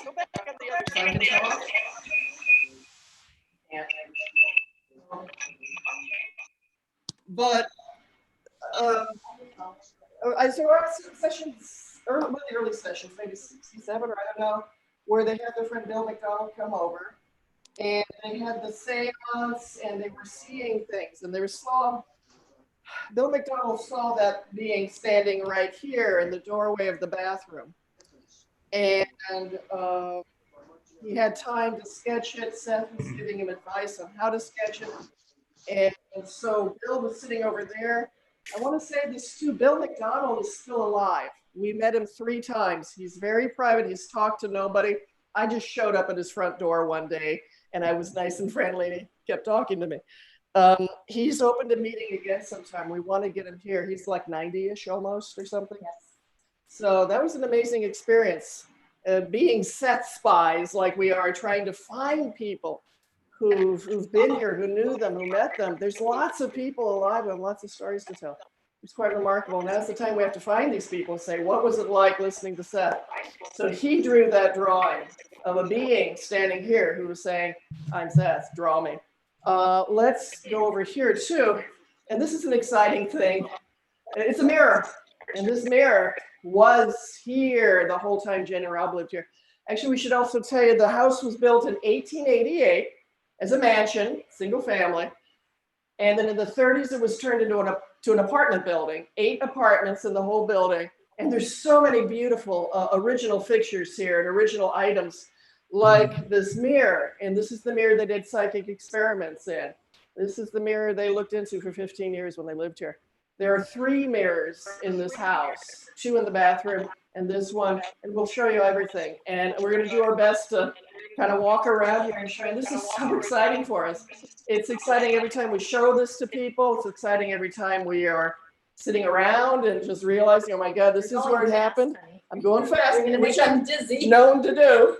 You saw this before a little bit. It's the kitchen. I can't get too far from her, but it is a tiny little thing. And one thing excites me for the strange reasons too is here's the one drawer in the kitchen, but it looks like it hasn't been painted for 100 years. And I just look at that and think Jane pulled rubber, wooden spoons out of here. And it's just little things like this that they're original. Cabinets. She worked in this kitchen. This is a funny little ark here. One thing about all the reconstruction and repair we did when we first came here, there was a vent here and it had wasp nests, 50 wasp nests at least. And we have video on that. We videoed the removal of all these dead wasp nests. No, they were alive. The wasps got away. We just covered, a friend of ours who knows fixing stuff, took out the vent and covered it up. And this whole wall was like oatmeal and stained and filthy. See, like right over there is a little bit of lumpiness. But this was like 3 inches of lumpy. Yeah, this was like, now let's look out the window here. You can see, and I'm going to try to get the right angle here. You can see the Chemung River. You can see, this is Water and Walnut, Water Street and Walnut. She's hanging out the window. Don't be scared. Maybe I can get this. See, I can't see right now, but I'm hoping, is that it? Okay, everything's kind of backwards right now. That's the view out the kitchen window. We're at the corner of Water and Walnut. And yeah, that's a house. Okay. God, I'm sorry. I'm trying really hard to get them. Maybe I can get it from a different angle. Hold on. I'm gonna get you dizzy again. I want to be sure I'm looking at the river right. So that's the intersection. That's Dr. Dozak's office. I can tell you how it looks. I can see it right here. Okay, here. Let it get the No, better. you do it. I'll tell you right, left. Go ahead. Out. You can see the river perfectly. You're doing great. It's just I get so much reflection. I can't see what I can see it. It's perfect. Okay, so you can see the river. And there's a nice little doodad, a decoration on the house itself. It's so funny. There's so many beautiful nuances. But this is the corner. And remember, early on, Seth said, "Can I look out in your window?" And he came to these windows and he looked out and he wanted to. It was a snowy night, and he just said some beautiful things about just looking out the window through Jane's eyes to our world. And that was the corner he looked out on a beautiful snowy night in Elmira. And so these windows, we're really proud of the fact that they're all the original windows, and we saved them. This one, oh, you can't tell. It was broken, and we repaired it. And it took a lot of work, but it's the original glass is here. So everything's original as they lived here. And these are the windows Jane worked out when she was typing at her desk. And let me sit where she would sit. Kind of. I hope I can get this. We get this glaring light here. So Jane would be sitting in her chair, and this is the point of her view. Is out these windows, open and closed. You remember those two bottles? If we open that window, you're going to get blinded there. But basically, you get the idea. Okay, can we do it? Sure, why not? She's going to open the window. Yeah. It's better now. Yeah, it's the. We don't like the style of blind, but anyway, there they are. So there, Jane would sit here, around here, and look at somebody like Kate trying to open her blinds. So let's standing on the radio. That is a nice old. And this is a nice old radiator. Again, I'm so sick. Very old radiator. Very probably original to the house. Oh gosh, yes. Yeah, Absolutely. late 1800s. I cleaned this out myself. There was stuff in there from the 1800s. It was so filthy. It was so disgusting, and we have video of that. Yeah, if you want to watch a radiator being cleaned, we have it on video. Oh my God! They sat there, they warmed their bones on that very radiator. So one of these days we'll make a whole video just of that, like we're doing now. So this is the view she would have without Kate, but looking out at the world and her kitchen and her coffee pot. And she'll be rising and conquer some more here. The only thing we haven't seen in this room is the front closet where they used to put Lily the cat. Okay. Sorry, I lost my earplugs. Can you walk into it? And I'll get plugged in again here. And I did tell him at the beginning, but right where you're standing right now, go back about 6 feet. Right about here is where Jane Roberts, there's all the famous photos of her and her rocker right here. And then Rob would be taking notes right about here. And Jane would be sitting right here when she channeled Seth. But of course, they channeled in every room of the house. But let's keep going. This is this cute little closet. And we're in the process of, it's a big closet. And maybe they would hang their coats here and stuff like that. And we've got fun things like this was part of the ceiling light. And we took this out because it was broken, and we realized right away this must have been from the 1920s or the late 1800s. The design is beautiful. Oh, that was nice. That was nice. They could see themselves. Look at her, you cuties. And so we took that out to restore it. This is where Jane would look at every morning, every night when she dreamed that this was the ceiling lamp in their bedroom. And so we took it down because we wanted to save it. It had parts missing, obviously. All these books came from China or Taiwan. These were donated to the Seth House by the publishers of Dr. Su, who is being a revolution for Seth in China and Taiwan. That's Dr. HSU, and he's a fantastic speaker in that language, in that area of the world. And the publishers gave us all his books. I think on Facebook it's Seth Education. Yes, they have a Facebook Seth Education. Wonderful site. They do try to translate most everything into English. Outstanding, beautiful philosophy coming from there right now, interpreted. And here's 2 German magazines for Seth. And you'll notice that right here on the cover, it says City of Elmira in a German language, honoring Elmira. And on the back cover is this house. And duct tape on the window, class act even then.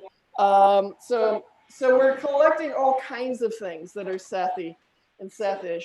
And here's the original artwork done by Deb Tejada that we use as part of our website stationery and things like That's that. what we use on the letterhead. Yeah, so we're starting all sorts of neat stuff with that. So that's some of the art. And And yes, we do have. we have Ouija boards, but this is This the is one ours. we use. That's our favorite because I designed it. Yay. And I'll say too, these are fire alarms. We have not yet put the batteries in. We're probably against code. Don't tell anyone. We'll get around to it. Okay. Pull out that book. Which one? The Oh. manuscript. This is like the most important thing. Let's get out of the closet, so to speak. We get to go out of the closet, honey. Yes. That joke never gets old. All right. You love to show this. I do love to show this. But first, let me show you something over here. Again, the front door, but as soon as you walk in, we have a whole table of the English Seth books, American English Seth books. And then you get the... Many of them donated from Mary Dillman. Yes, and other people have donated them. Yes, they did most of them. Mary donated some, and this is our collection too. And here's some fun things we did, like we did this little booklet we created that's our progress report. And anyway, if you donate, you get one of those. There's a smiling Seth. Here's another little thing, our little happy. Please restore me. I love that. Okay, and then you go around and you come back to Kate. So this, You can sit. Why don't we both sit? And then we'll go to the bathroom, and the bedroom, and the art room.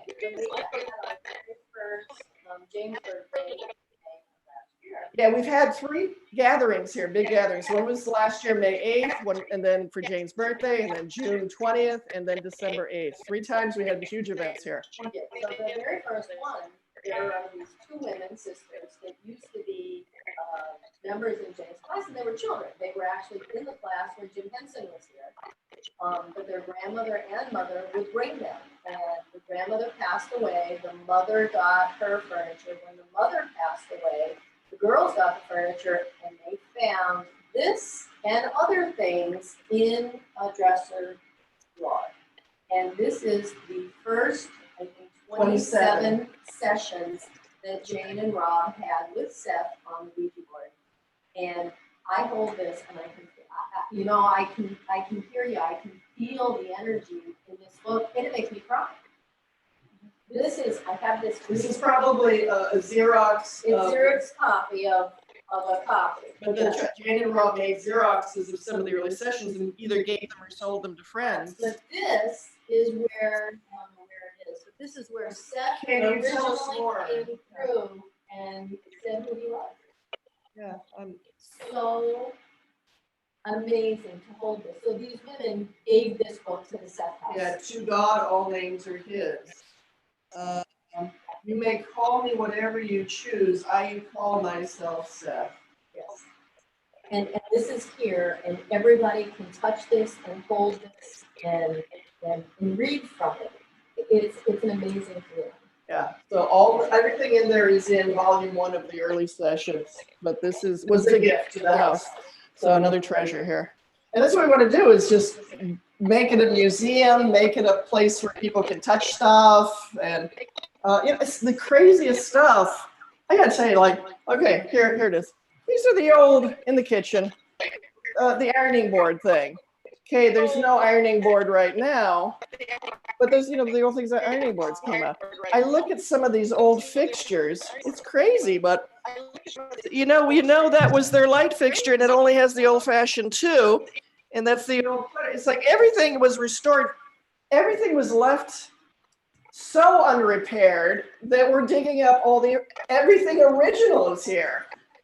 Somebody last week said, "Is that a glass doorknob on the bathroom door?" And that's right. And we yes, said, it's a glass doorknob. what do we get some light on there? And those glass doorknobs. But And the other side is brass. the other side's brass. And it's like the fun that little things are big things.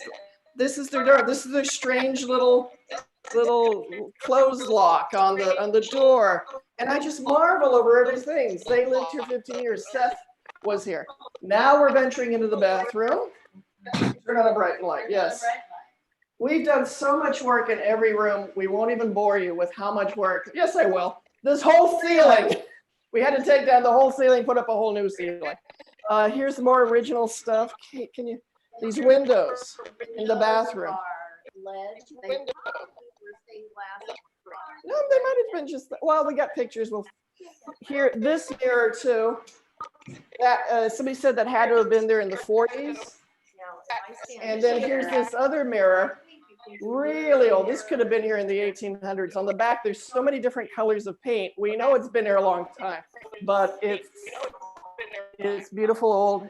Jane and Rob looked in this and in that mirror. And there's, as Kate's showing you, there's that wonderful reflection thing that happens when you have two mirrors together. They reflect infinitely. It's happening here. Original, okay, I'll do two. Original, that is 1800s. Somebody came here and said, oh my God, that's late 1800s. Because it has some of the original plumbing and everything. And we're just going to do a little circle in here so you get a. This is subway tile. Yeah. Original floor is marble. It's the little 60s. So this is original floor still here.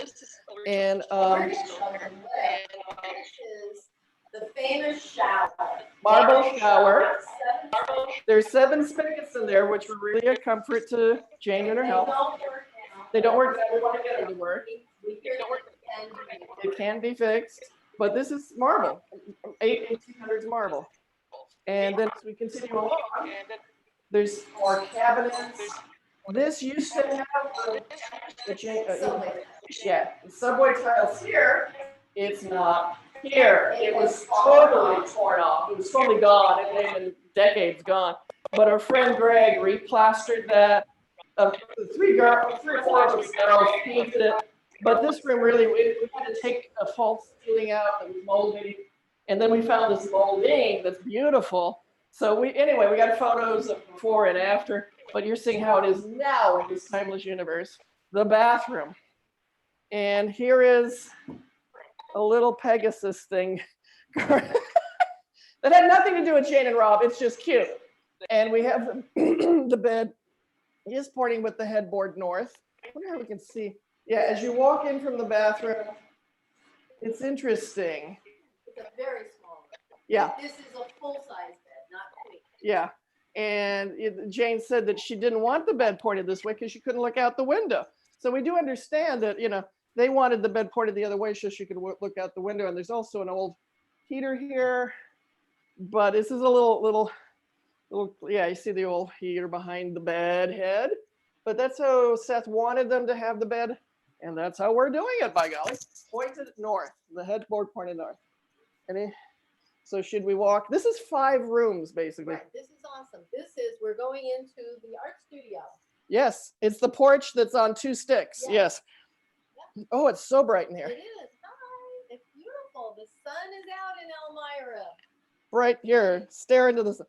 These windows, I don't know if they can see. So these windows used to go, we probably can pull this out.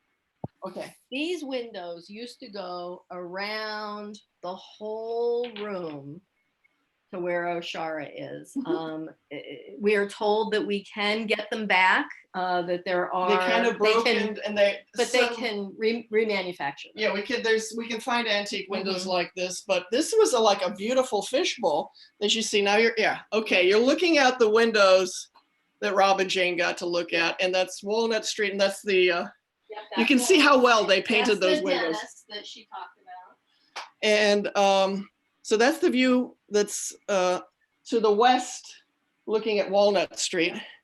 And there, like she said, there would have been wraparound windows most of the room. So what a beautiful place to paint. It is a beautiful place to paint. Yeah. And here's what we've seen is the carriage house. Oh, look at that. Don't drop it. It looks like a dump over there, doesn't it? Oh my God. It is a dump. Yeah. But it can be restored. It can be fixed up, and restored. that's the vision. That it's a 4-bedroom house, 4-bedroom. On the bottom is a carriage house because it used to have horse and buggies. Yeah. It's 6 garages on the bottom. But when Jane and Rob lived here, the Spazianis owned the house and they built that as an apartment for themselves to live Yeah, in. they installed the apartment on the second floor. Yeah. It's a 4-bedroom apartment and 2 bedrooms upstairs. And the Spaziani family lived there. And one of the Spaziani sons was 10 years old when he lived here. And we know him. He's a friend. He donated a painting by Rob. Oh, beautiful painting. And so anyway, that And building can be such a beautiful he is thing. looking for family photos that include Jane. She used to play His- badminton with them. He has such good memories Yeah. of them, and he had a crush on Jane. He was very open about that. But anyway, the Spazianis lived back there, and this again, we don't have any of the original furniture. No. So nothing. this is a desk that is wonderful to sit at. But somebody who knew them said Rob worked- Bill McDonald is also an artist, but he said Rob was an illustrator. He worked on a drafts table. So he had a drafting table kind of in the middle of the room. And so that was what he used. And also, Jane channeled in here too, depending on the weather or sound in the rest of the house. So this was Jane channeled in every room of the house. And that's what's exciting. You can sit anywhere and go, for 15 years, the energy just permeated this place. And in a timeless universe, you could sit and tune in and feel, and who knows what else could happen for people having their personal experiences when they come here, just to sit quietly and read. And we love it here. And we want people to be able to come here and experience this place. So you're all invited. And feel the magic. Yeah. Oh, look at the ceiling. We had to tear down a ceiling there too. It We was leaking. tore down 2 ceilings in Because this room. this was so, again, it was like a styrofoam ceiling that was leaking like buckets from here. And the whole ceiling had to go. It was moldy and leaking. So took that down and it revealed beautiful. This is beautiful. We just need to paint it. It needs a little bit of repairing, but we like it, this rustic look. Yeah. And the original is much better than the stained styrofoam. So this. In between, when we took the first ceiling down, we found drapery. They used drapery to stop leaks, which was moldy drapery. And then when we took the next ceiling down, we found blown insulation. So it was a dirty project. Dirty job to get back to the original ceiling, and then fixing this more. And this, there was something ugly over it. We got down to the original here. There was just paneling. We want to find out what the original color this was before. Actually, we needed a big rest before we did any more work, but we are wanting to find out more. What was original? And here's some more doorknobs. I mean, like things that just old doorknobs still here. Right. So the door between the bedroom and the art studio is like an outdoors door.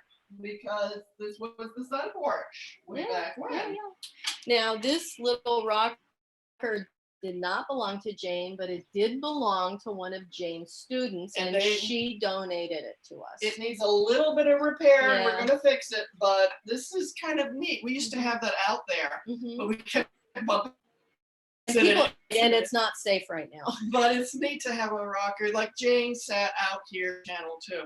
And so, it's and nice the energy in this room is amazing. Yeah, there were meditations back here, and it's just like, oh my God, we feel it. We had meditations everywhere in the house and book readings. So it's nice. We furnished it friendly and comfortably, and things that were donated or loaned or given.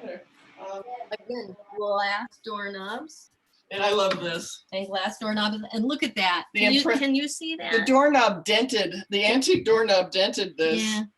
So we saved it. We didn't putty that up. We're like, oh my God, how long was that dent here? Was that dent here when Jen and Rob were trying to save the dent? Even look at this. Look at that ornate doorknob. Isn't that just stunning? Brass. Yeah. All right. So now you have to put the headset back on, or we're gonna get feedback. And the bathroom drawers. Oh, I'll go get the. And we do have quotes around the room. So. All right. So that's the end of the tour. What does everybody think? Excellent. Thank you. Whoa. Should we switch to yours?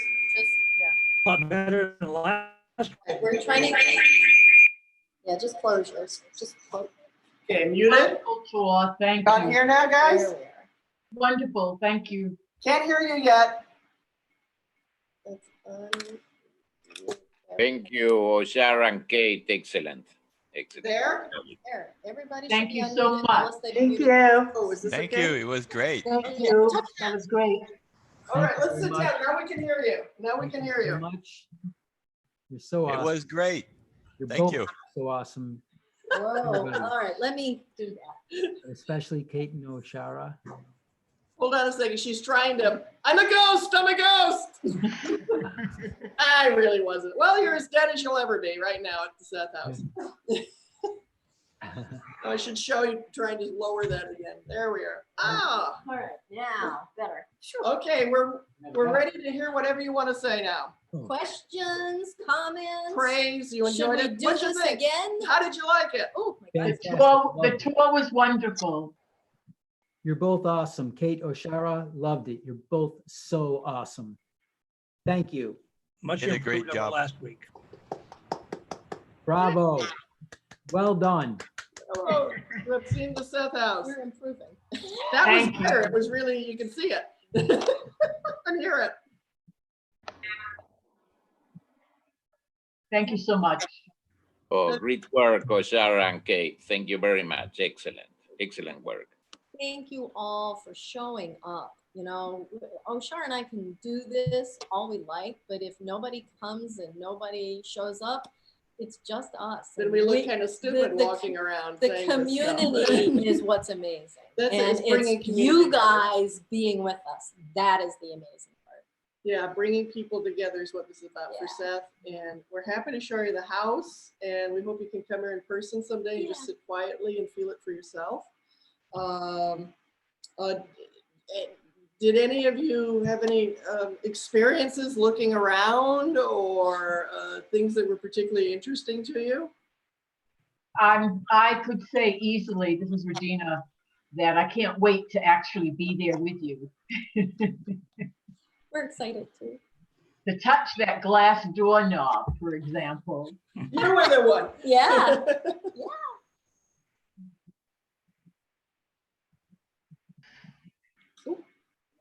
You're bringing Seth's energy back to the house. Oh yeah, we talk to him all the time. Yeah, we do. We do. And the girls that gave us that manuscript, they said that Jane and Seth are so happy. They're like, Seth and Jane are coming home again. And they're, we who love them and their information and their work, for us to get together to honor, I keep going, to honor what happened here, to honor what happened here. It's long overdue, and we've got to honor what happened here. If any house in the world should be restored and opened, it's this one. And truly, right now, it's in really bad shape. This apartment looks great. And last time we did take people outside. We didn't choose to do that today, but there's a lot of rotting wood. This side of the house seems to be very good, but the east side of the house is sinking. We've been in apartment number 3, and The floor there's is like that in the bedroom. It's the wood is rotting outside. What's crazy Yeah. about the outside is that it was painted with sprayed. It was Spray sprayed, paint. and so spray over. It's oversprayed. Yes. They're oversprayed over a windowsill all Yeah. over the place. The And just spraying left it. isn't even. It's, Mhm. You know, on your material, you haven't, at least I might have missed it on your website. What do you need to do the kind of full repair that you have in mind? What We is need your, to own the house. no, That's- I mean, even when you own the house, what are you going to do for the repairs? What amount of funding? we don't have an exact number, but the amount to buy the house is $200,000, Yes. but that can be payments over many years. Right. And the owner is willing to be the bank, so we pay Yeah. him direct, and we don't have to pay interest to the bank. We Right. pay him. Now, Now, just between us, we did have an architect come in here, and she does do historical architecture. And she said we could be looking up near $1 million. Now, I'm sure that's very high, and that might even be bringing it back to 1888, which we don't want to do. We want it to be the 60s and 70s when they Jane lived and here. Rob were here. So we're not going to restore it to Yeah. a historic building. We Right. don't want to get on the historic No. register because they have laws about it has to be all 18 years. We want to be 60s and 70s. Right. Hello, hippies. Yes. But the thing is, you know, she's going to have the highest estimate possible for all that stuff. Whereas we're like, we got volunteers who did everything. We're going to continue to get volunteer friends and Sethies to just, you know, use rollers, you know.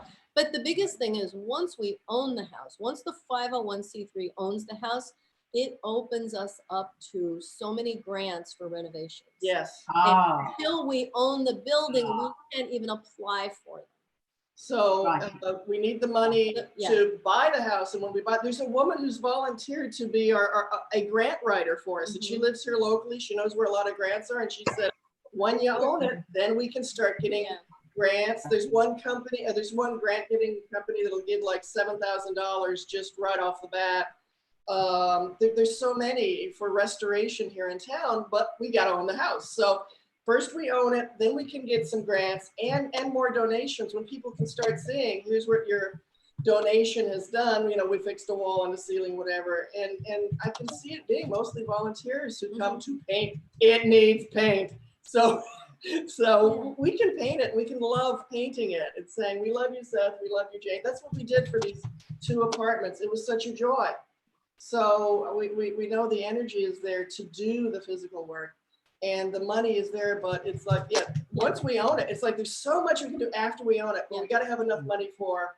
And what do you need above what you have now to own it? Let me see. We have about 150,000. Yeah, maybe only less than that, because well, that would be if we bought it outright. Yeah, because we clearly would need capital to keep it going. Because right now we are renting 2 apartments. We're just renting the 2 apartments because, like, we rented them, we fixed them, we're hanging on to them. We got to keep paying rent because for tours. We're actually increasing the value of the place. So he's like wanting to sell it to us and we're making it worth more and more so we can charge more and more. But fortunately, we're kind of like, we're going to do this fairly with each other. He's a good guy. Yeah. And downstairs, that's kind of the welcome center too. So, you know, we had this plan for celebrating Jane's birthday, May 8th. We still want to somehow, in whatever ways are legal, to celebrate here.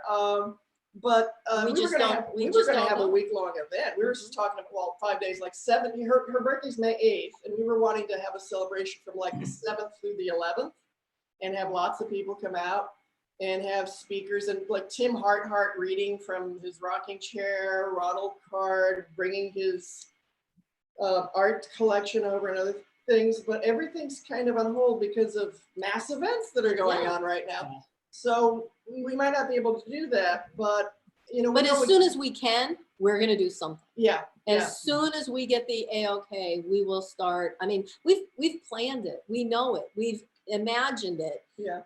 We just have to have the timing right. Yeah. Yeah. So divine timing all the way. But we know we need more money to make it happen, and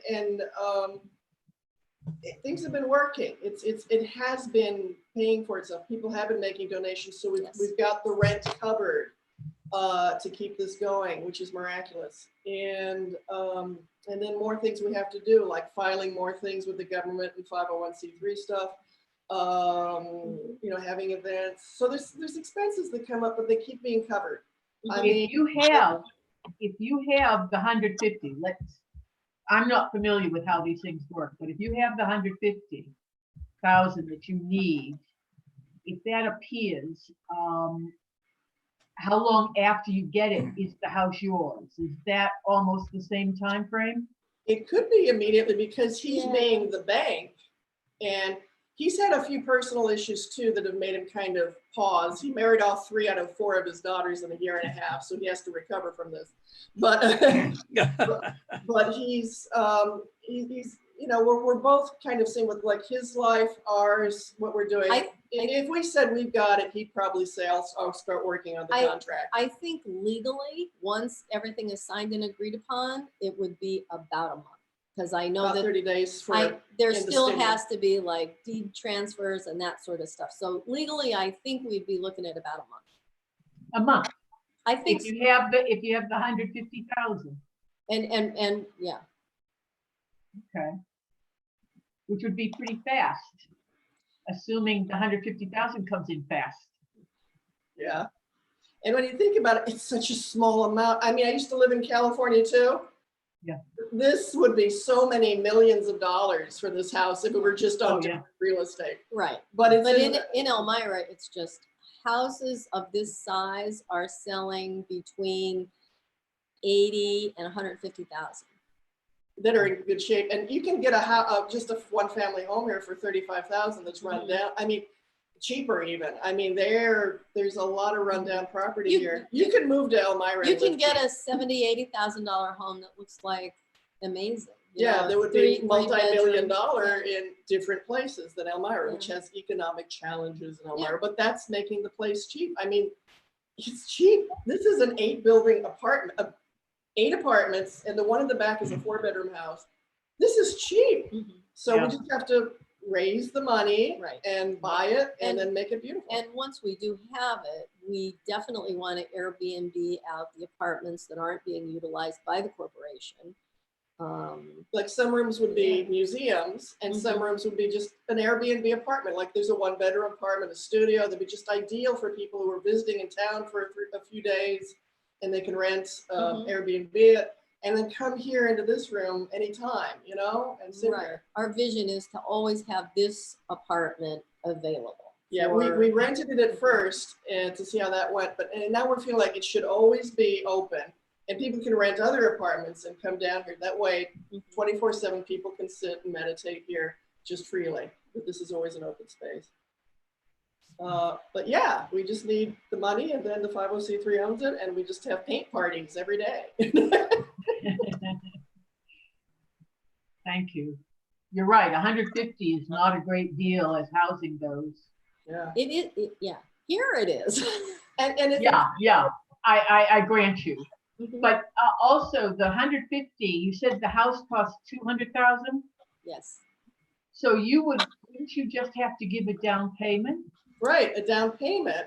But then it's like, you got to also think about now, and we got to say we're guessing about the numbers because there's insurance, there's utilities, there's just what are you going to have to buy the next hot water heater. So it's just like planning rough numbers for how much would be. Okay, we got the down payment and the monthly payment for however many years that's going to be, but then running a building like this, restoring a building like this, you know, how much in the bank is a comfortable feeling for like, well, when the heater blows, we can fix it. Yeah. So there's things that go into it, but I think too, once it gets rolling and we own it, we can get grants and then we can do the Airbnb. It'll start paying for itself. I think it is completely sustainable once we get it fixed. Yeah, and the first thing is buy it, and then and then the joy of just maintaining it, people coming over to see it and having events like this. We were having like 3 events a week here, 2 on Sunday, 1 on Wednesday, and now it's kind of like we closed up the shop for the holidays. Here, what's going on? But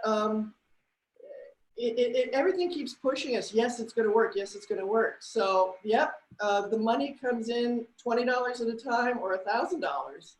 So we had we had one donor that gave us an amount that is earmarked specifically for the down payment. So we have that put away separately from working capital. And then we've had other gracious donors that have said, just use this however you need to use it. So, and both of them, I mean, blessings that we have from all of these people. And from probably, we get a lot of dollar donations too, on Facebook. No, people just as they're checking out stuff, they're like, oh yeah, give them a $1 donation. So we get a bunch of, I don't know who they're from, but we see all these little dollars coming in, And on our website, we have a donor wall. We want to build a physical wall that has their names on it, or put on the wall their names. But on the website, it's called Donor Wall, and that's where we list everyone and roughly how much they donated.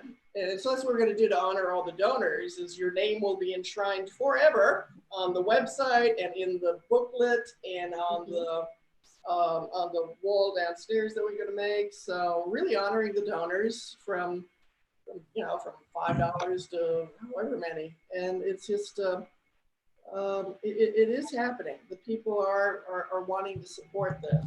So. And the community, like Elmira itself, is very excited about what we're doing because you see what a prominent corner we're on, and the house is, let's face it, really bad looking from the outside. And I'm sure that the owner now, because he's not a 501c3, he doesn't want to pay taxes any higher than he has to. And Elmira looks at the outside of the house. It's the weirdest thing. The Yeah. outside of your house is how they assess your taxes. Yeah. So a lot of houses in Elmira are a wreck because if they improve them, Yeah. their taxes will go up. But they're beautiful inside. Yeah, they're beautiful inside. And yeah.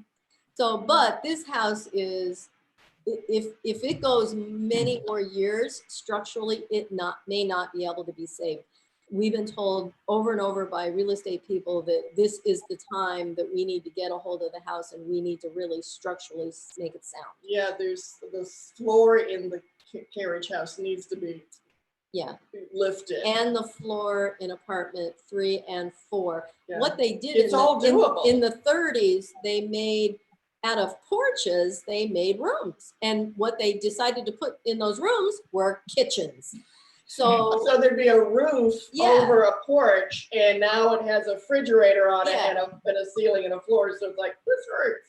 So it needs some reinforcement, but it's all doable. It is. It really is. And there's companies that specialize in doing that. And so we've done our homework, as you can see. Yes. We may not have all the answers, but we know we will find the answers.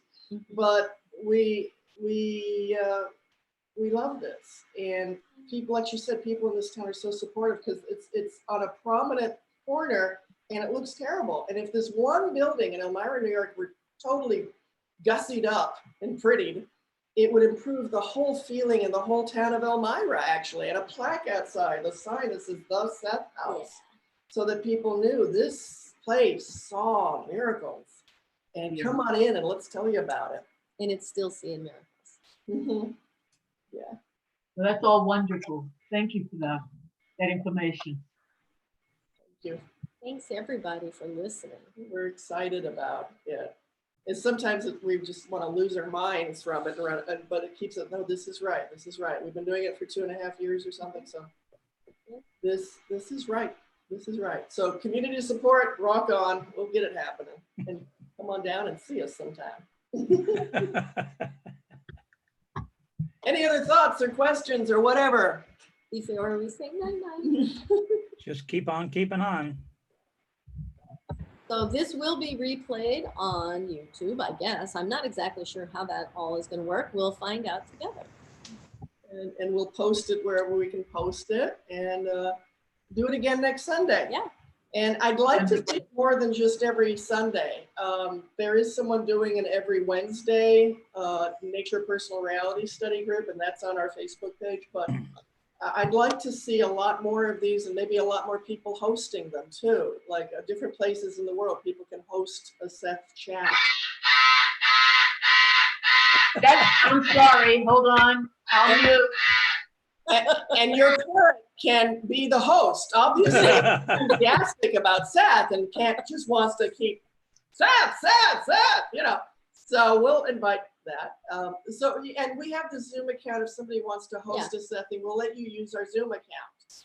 And so just having different people hosting around the world every day of the week, I'd love to see that. We're starting with this once a week here. Right, and last week was almost 5 hours. This week we're already at 2.5 hours. 2.5. But they can be hour-long meetings. They don't have to be marathons. We're only doing marathons now because we're just trying to feel our way. And we're all getting so excited. Yeah. We kept talking last week for all these hours because we just didn't want to leave. And maybe that's happening now.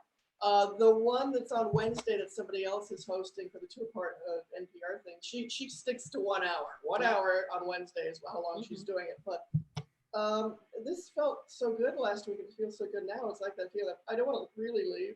I want to keep talking and looking at all these little faces and boxes and stuff. But has anyone suggested doing sessions like this that are topical? Well, like, for example, today we've talked a lot about the Says, coronavirus and you're suggesting it right now, Ned.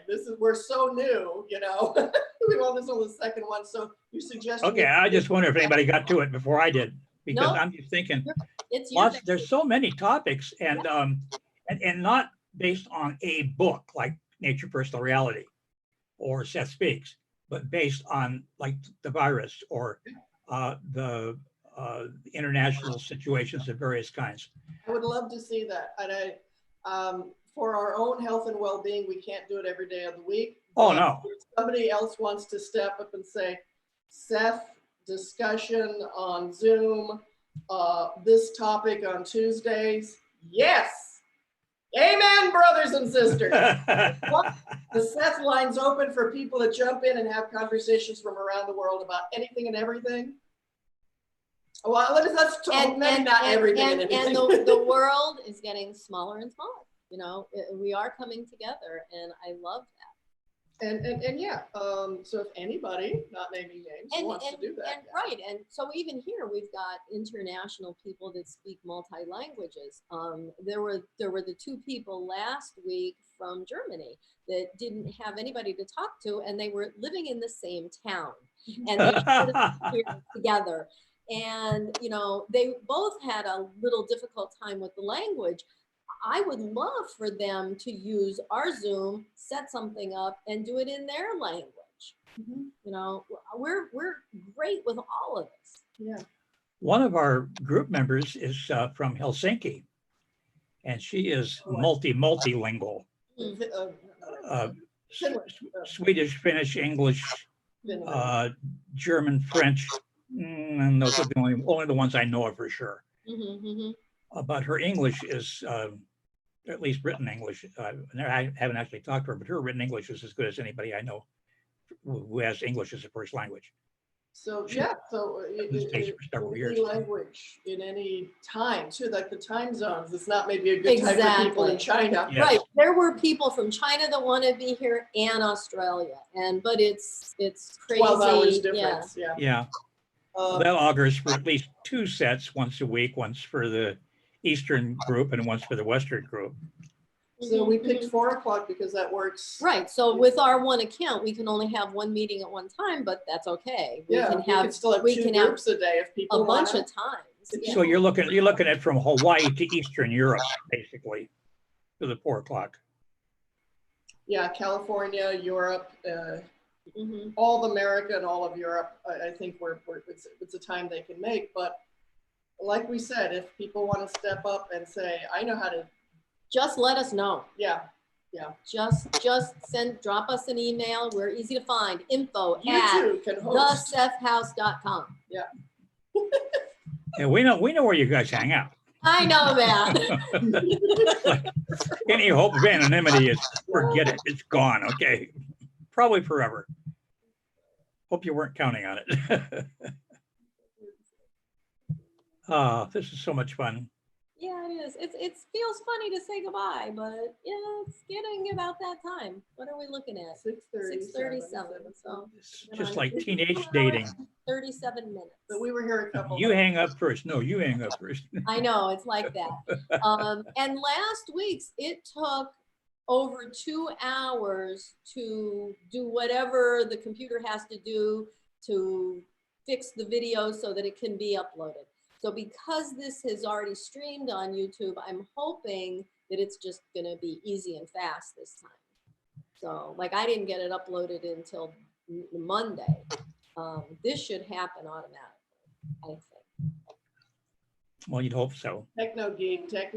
I don't know. This is all new to me. I've been researching, I've been Googling, I've been looking at YouTube videos. How do I do this? How do I do that? I think we would get more people if I did Facebook Live. But I don't know. Yeah, but it's like YouTube. It's a one-way street. Yes, that is correct. Yeah, we want the conversation. That's why Zoom's the way to go. And we're always going to do Zoom. Always going to do Zoom, but we can choose to do Zoom on YouTube or Zoom on Facebook.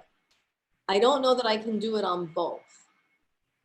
But you can do Zoom on Facebook? Yes, I can Zoom on Facebook.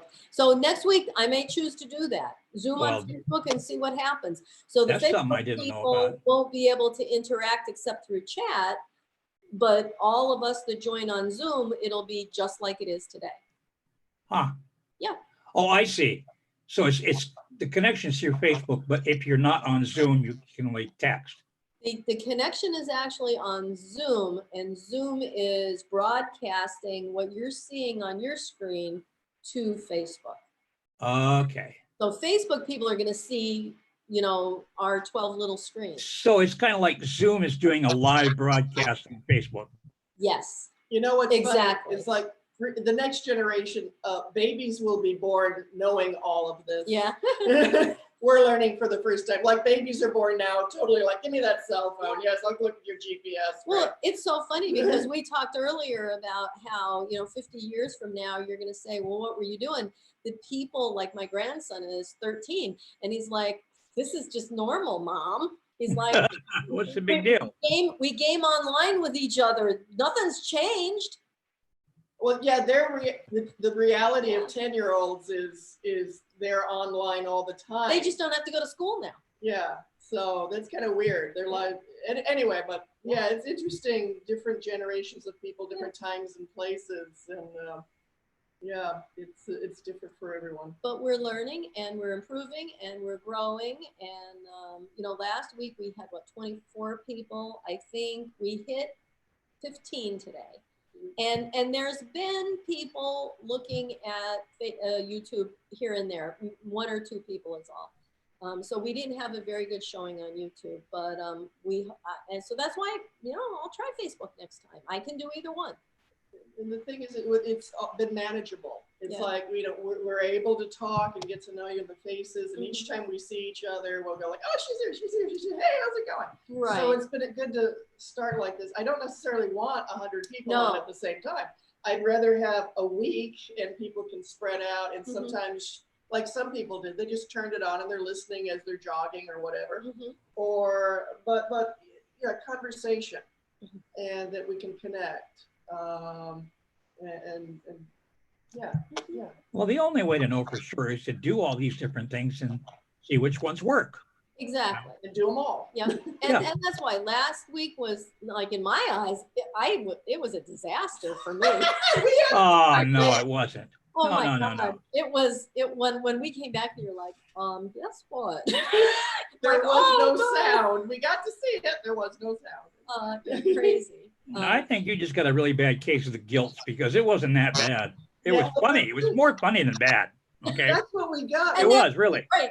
You all looked happy. So that made it easier for me. That was it. It's like we came back to, you're all happy. You were typing to each other while we were, you know, we got to read what some of you typed. We did. It was hysterical. The worst part was the first couple of minutes we were trying to figure out what the hell happened. Yep. And then once we figured out what happened, it was just fun.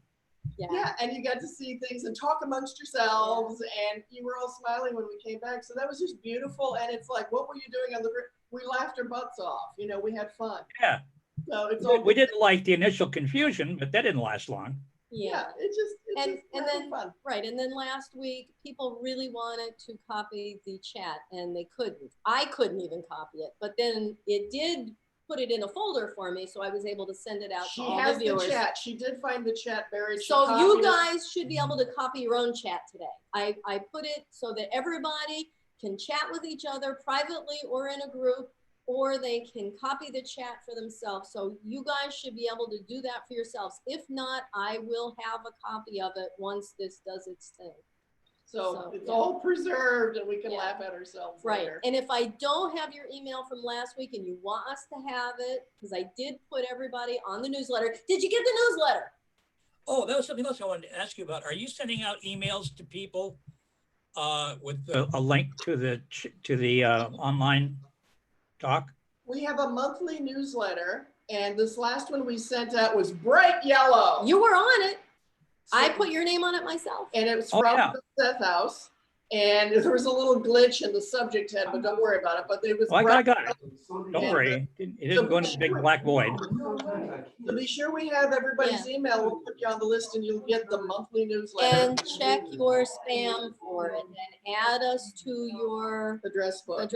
So Well, what I was thinking of is to send something out either Friday or Saturday, or maybe even Sunday morning with the specific link, just for the purpose of reminding people what it is. And all they have to do is click here and it's done. Yeah, we want to do that. I could do that. Like Audrey contacted me this morning and I offered to do a test run with her. So I set up my own Zoom room, and she was able to, she had to download the software and install it and all that stuff. And then we didn't talk for very long. It was just the idea of showing her what she had to do. And then when we got to the real thing this afternoon, then she was one of the first to log on, you know. Oh, beautiful. Thank you. Thank you for that.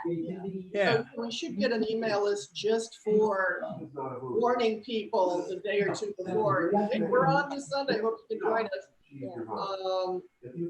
And please join the monthly newsletter, because on the monthly newsletter it's loaded with links. Go to this website page. Go to and it should be. That's right for the newsletter. But what I'm saying is put something separate just for the Zoom. So know that the link is not going to change moving forward. I made a new group. It's going to be the same link every time. Yep. Okay, so. Okay, yeah, that's nice to know. It took me 5 minutes to get back this week. No, it's the same link every time. Okay, thanks. Wash hands and do that. Never wash your hands. It's on the website and it's on Facebook, so it's in a lot of places. Yes. I'm fine with that. You know, I've already doing that already. Yeah, we want it's easy to find us. Sure. Well, like I said, just do it all and work it out, you know. All right. Well, thank you for helping Audrey. That was very nice. Oh, that was an open invitation. She's the only one who took me up on it. Good. Oh, wonderful. So, hey, your Charlie's back.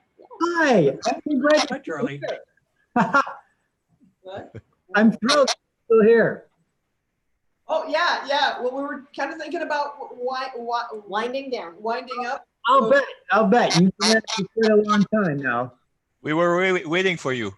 We had to say goodbye. About time you got back. Okay, my usual time. So I got to say goodbye. So that's a good thing. And Bye-bye. Thank you. Bye, everybody. Thank you. Bye to everyone. Bye-bye. Stay I'll safe. see you next week. And we'll if not see you on sooner. Facebook. Yes, Thank have you a good very week. much. Bye-bye. Bye. Bye. Bye. Bye.